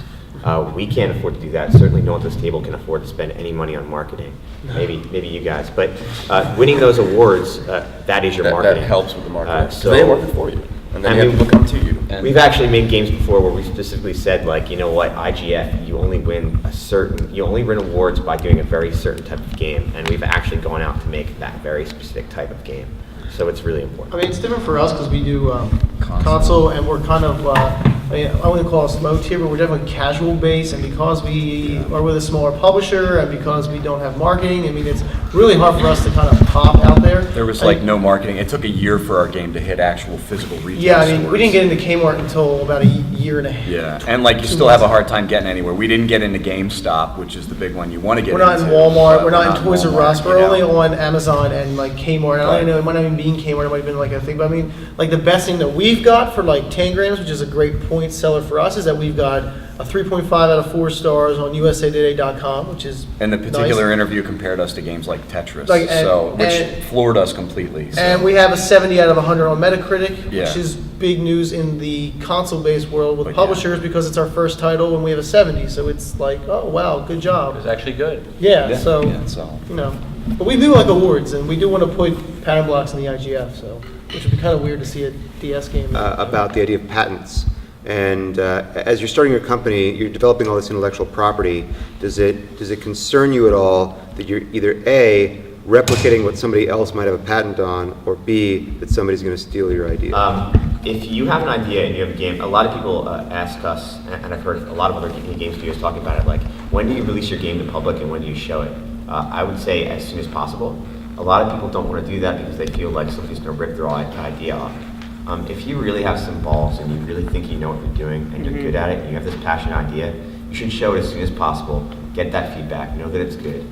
No one else is going to catch you. If you're the fastest runner, why are you caring about somebody else trying to run behind Yeah, you? you're already months in You're development already months already. ahead in front of them. So Yeah, I mean, conflict is usually second platform. yeah, that's normally the issue. And I mean, And if you do it good, they're going to copy it. So I mean, to that that means you did extent, something well. we've had so many clones on iOS, but none of those got above Facebook, and we did. So And we were almost a year behind those clones in that Yeah. same marketplace. I applaud his courage completely, but I feel very differently about that, and I do paperwork and protect us, and we don't show it to the public or anybody we know unless they're under NDA or anything. We are NDA I do think crazy. patents are important, though. So, yeah, patents do have a are- copyright for all Patents of are them. is a very different subject. Yeah, so we I would just, say yes. I'm just afraid and I don't trust anybody. But I want to because show I'm everything from off this area, to but, everybody all the time, and he yells at me. Yeah, I have to. I'm like, I'm you taking know, this bill with me today. They're like, I posted a picture on Facebook, I'm like, delete it.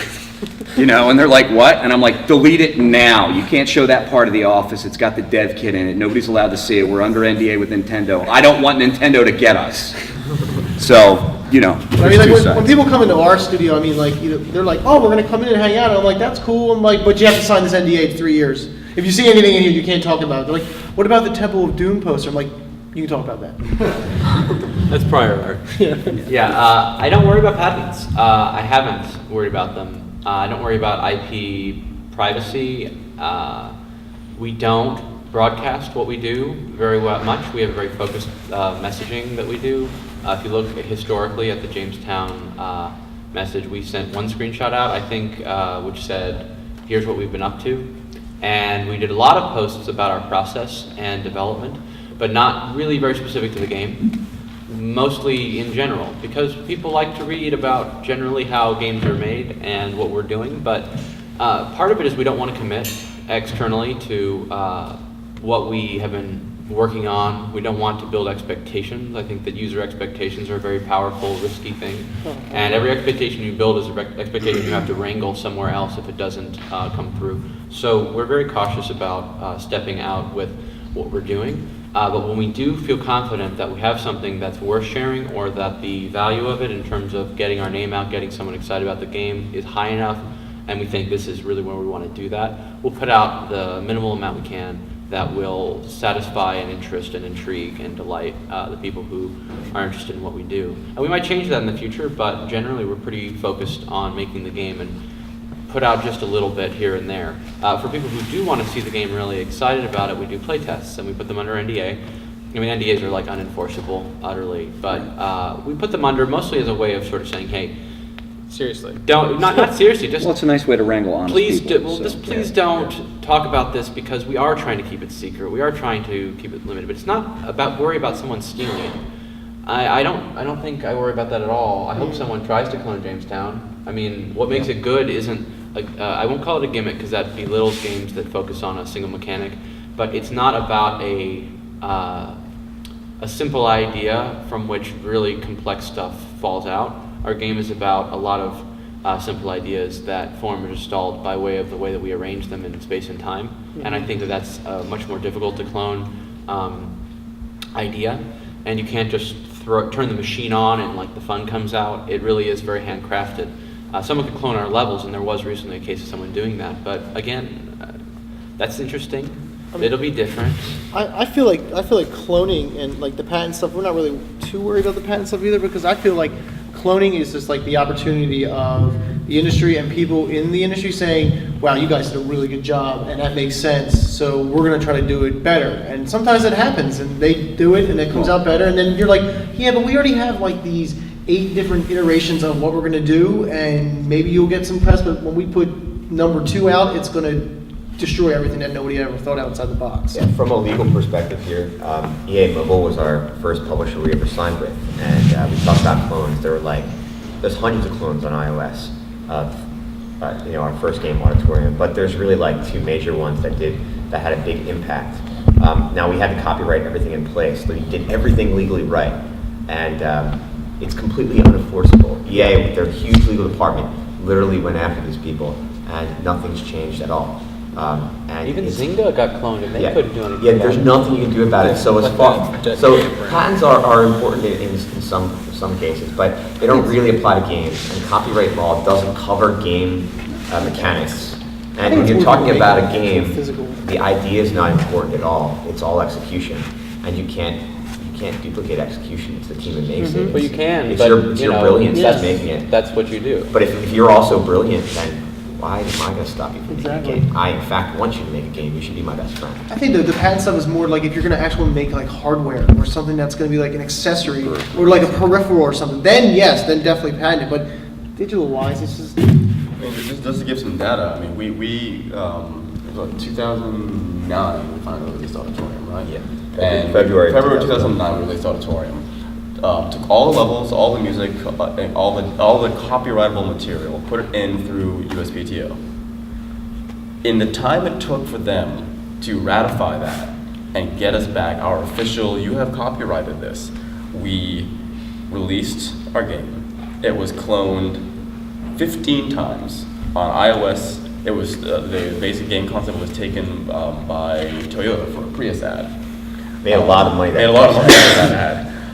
So in that time, we signed with EA, went up, knocked some people off of iOS, signed another deal to go to PS3, and then do that. So in the time it took for us to actually get the copyright, the game had already gone through its arc of getting cloned, fighting for its own recognition, being, showing that we are the originators of the idea, and then going off to another platform. And that was the life cycle. So when you're talking about like the life cycle of that title and how long it takes for current copyright law to catch up with that, like that's the entire lifetime of the project almost. Yeah. And that's why we have such an aggressive viewpoint, is because this stuff's already happened to us so many times. Right. But there's an important qualifier to that, which is if your game is simple in principle, in the sense that Auditorium is, but you aren't a master of execution, but you are in fact a person with great ideas that no one's ever had. A good example of that is I think Desktop Dungeons, which was a game that came out in alpha, available freely for everyone to play. It's brilliantly designed. And they released it prior to really mastering the execution of a sellable product, which they're now working on. They've been working on for, I think, 2 years or a year and a half now. Someone cloned their game, and by cloned, I really do mean like it was a simple concept of a game. It was pretty easy to implement. But all the charts, all the tables, all the numbers, all the really tweaky details were exposed to people who played, and they were pulled back out. And so it was able to be cloned really accurately in advance by someone with better execution. Or at least faster execution. The new version looks fantastic, so I shouldn't say better because the new one's going to be great, but it took him a lot longer to do than the other guy who tried to beat them to market. And he just took their alpha that he basically downloaded and just cloned it. He took it off the market afterward, like they reconciled that positively, but I think if you're in a situation where you aren't a great executor yet, be careful, because there are people out there who are fast and talented, and if you have a simple idea and you don't think you can be the #1 person at executing it, at least right now, be cautious, because those ideas are all you've got, right? You don't have the execution to hold you aloft. I would say that's the second side. Well, here, but I just want to thank all you guys for coming, and yeah, that's it. Thank you.